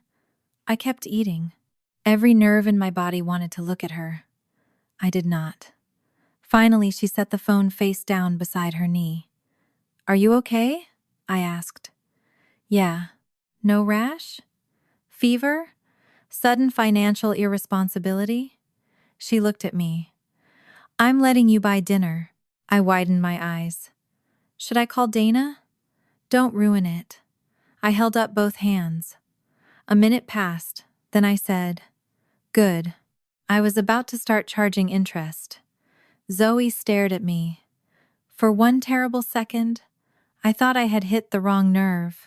Then she laughed. She laughed so hard she nearly dropped her chopsticks. I did too. The word had once belonged to Craig's world. Interest, return, contribution, outcome, debt. Now it was just a stupid joke over noodles on a hardwood floor. That felt like reclamation. Later, while I carried empty containers to the kitchen, I noticed the black backpack.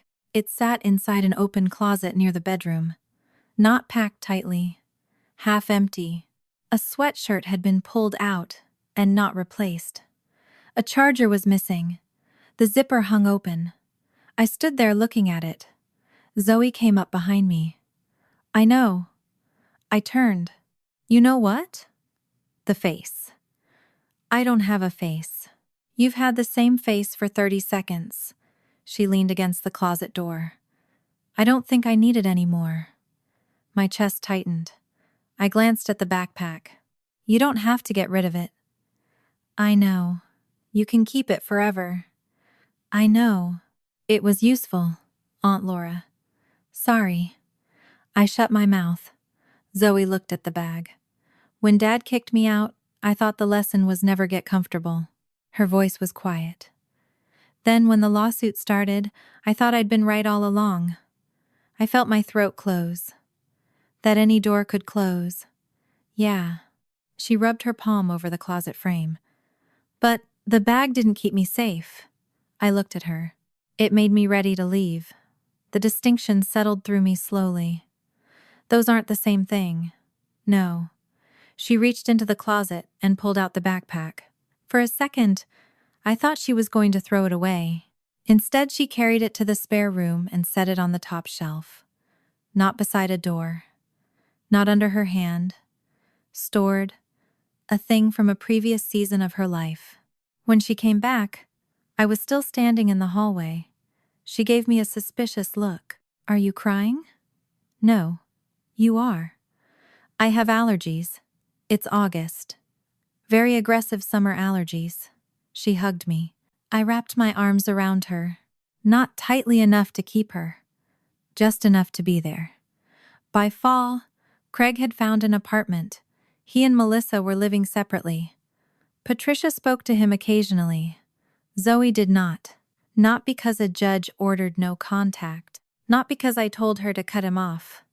Because every time she imagined reopening the relationship, the first question remained the same. Would he meet her without presenting an invoice? So far, the answer was no. Sometimes consequences are not a sell, a foreclosure, or a public disgrace. Sometimes the consequence is simpler. People stop volunteering to stand where you can reach them. Craig had wanted a legal declaration that Zoe owed him because he was her father. He ended with the law declining to give him that. He had wanted her signature acknowledging that he created her success. He ended with his own signature withdrawing the ownership claim. He had spent years documenting what everybody else received from him. He ended by having to account for what he had taken. And the daughter he once pushed out to teach independence became independent in the only way that finally frightened him. She stopped needing his version of the story. A year after the first process server came to Zoe's building, she invited me, Patricia, Marcus and his wife, a few friends from college, and 3 people from her old startup team to dinner at the new apartment. Nothing was being celebrated officially. That was the point. No acquisition, no birthday, no court victory, just dinner. At one moment, I stood near the kitchen and watched Zoe argue with Marcus about whether his daughter was old enough to eat a piece of bread. Patricia sat by the window telling one of Zoe's friends a story about Aaron. Nobody asked Zoe how much anything cost. Nobody told her what she owed. Nobody kept score. I thought about Craig's old spreadsheet. Benefit conferred. Outcome produced. He had tried to measure love by what it produced. Standing in that room, I finally understood why the system had always felt wrong. Love does produce things. Confidence, safety, courage. Sometimes even success. But the moment you give those things in order to own the outcome, you have stopped giving. Zoe came over carrying 2 plates. You're doing the face again. What face? The one where you become emotionally philosophical near appetizers. That is not a face. It absolutely is. She handed me a plate. I took it. Then she looked across the room at Patricia. Grandma brought 3 desserts. She's healing in her own way. One of them is gel. Oh, healing is not linear. Zoe laughed. I watched her walk back toward the table. 5 years earlier, she had stood in my guest room and asked how much rent she owed me before she even unpacked. Now she moved through a home she had chosen, among people she had chosen, carrying food she did not plan to invoice anyone for. That was enough. More than enough. I used to think family was the group of people allowed to ask the most from you. Craig believed something similar. He just put numbers beside it. I know better now. Family is not the person who sacrifices the most and collects the longest, or the person who pays a bill and keeps the receipt forever. Family can help you without needing ownership of who you become afterward. Gratitude can be freely given only after debt has stopped pretending to be love. That night, when I left Zoe's apartment, I looked back through the open door. She was laughing at something Marcus had said. Her hands were empty. No coat clutched against her chest. No laptop bag over one shoulder. No backpack waiting beside the door. Just Zoe. Still there. Thank you for staying with this story all the way to the end. If any part of Laura and Zoe's journey felt familiar to you, I hope you remember something important after this video ends. Love should never make you feel like you are constantly paying off a debt. Help should not come with invisible chains. And family should never require you to surrender your voice, your boundaries, your future, or your right to decide who you want to become. If you grew up in a home where every sacrifice was remembered and later used against you, healing can take time. You may have learned to apologize for needing anything. You may feel uncomfortable when someone buys you dinner, gives you a gift, or offers help without asking for anything back. You may even keep emotional distance from good people because part of you is still waiting for the bill to arrive. That does not make you cold or ungrateful. It means you learn to survive in a place where love sometimes came with conditions. Healing begins when you slowly learn the difference between generosity and control. Healthy love gives you room to choose. It does not keep score. It does not remind you, years later, of every meal, every ride, every dollar, or every sacrifice as proof that you owe someone access to your life.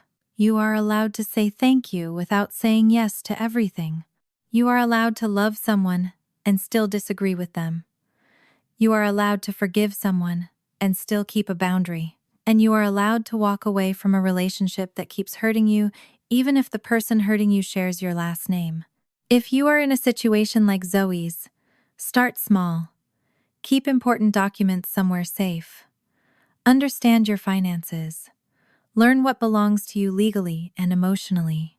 Build relationships with people who respect your choices. If you need professional help, speaking with a therapist, counselor, lawyer, or financial advisor can sometimes give you the clarity that family pressure has taken away.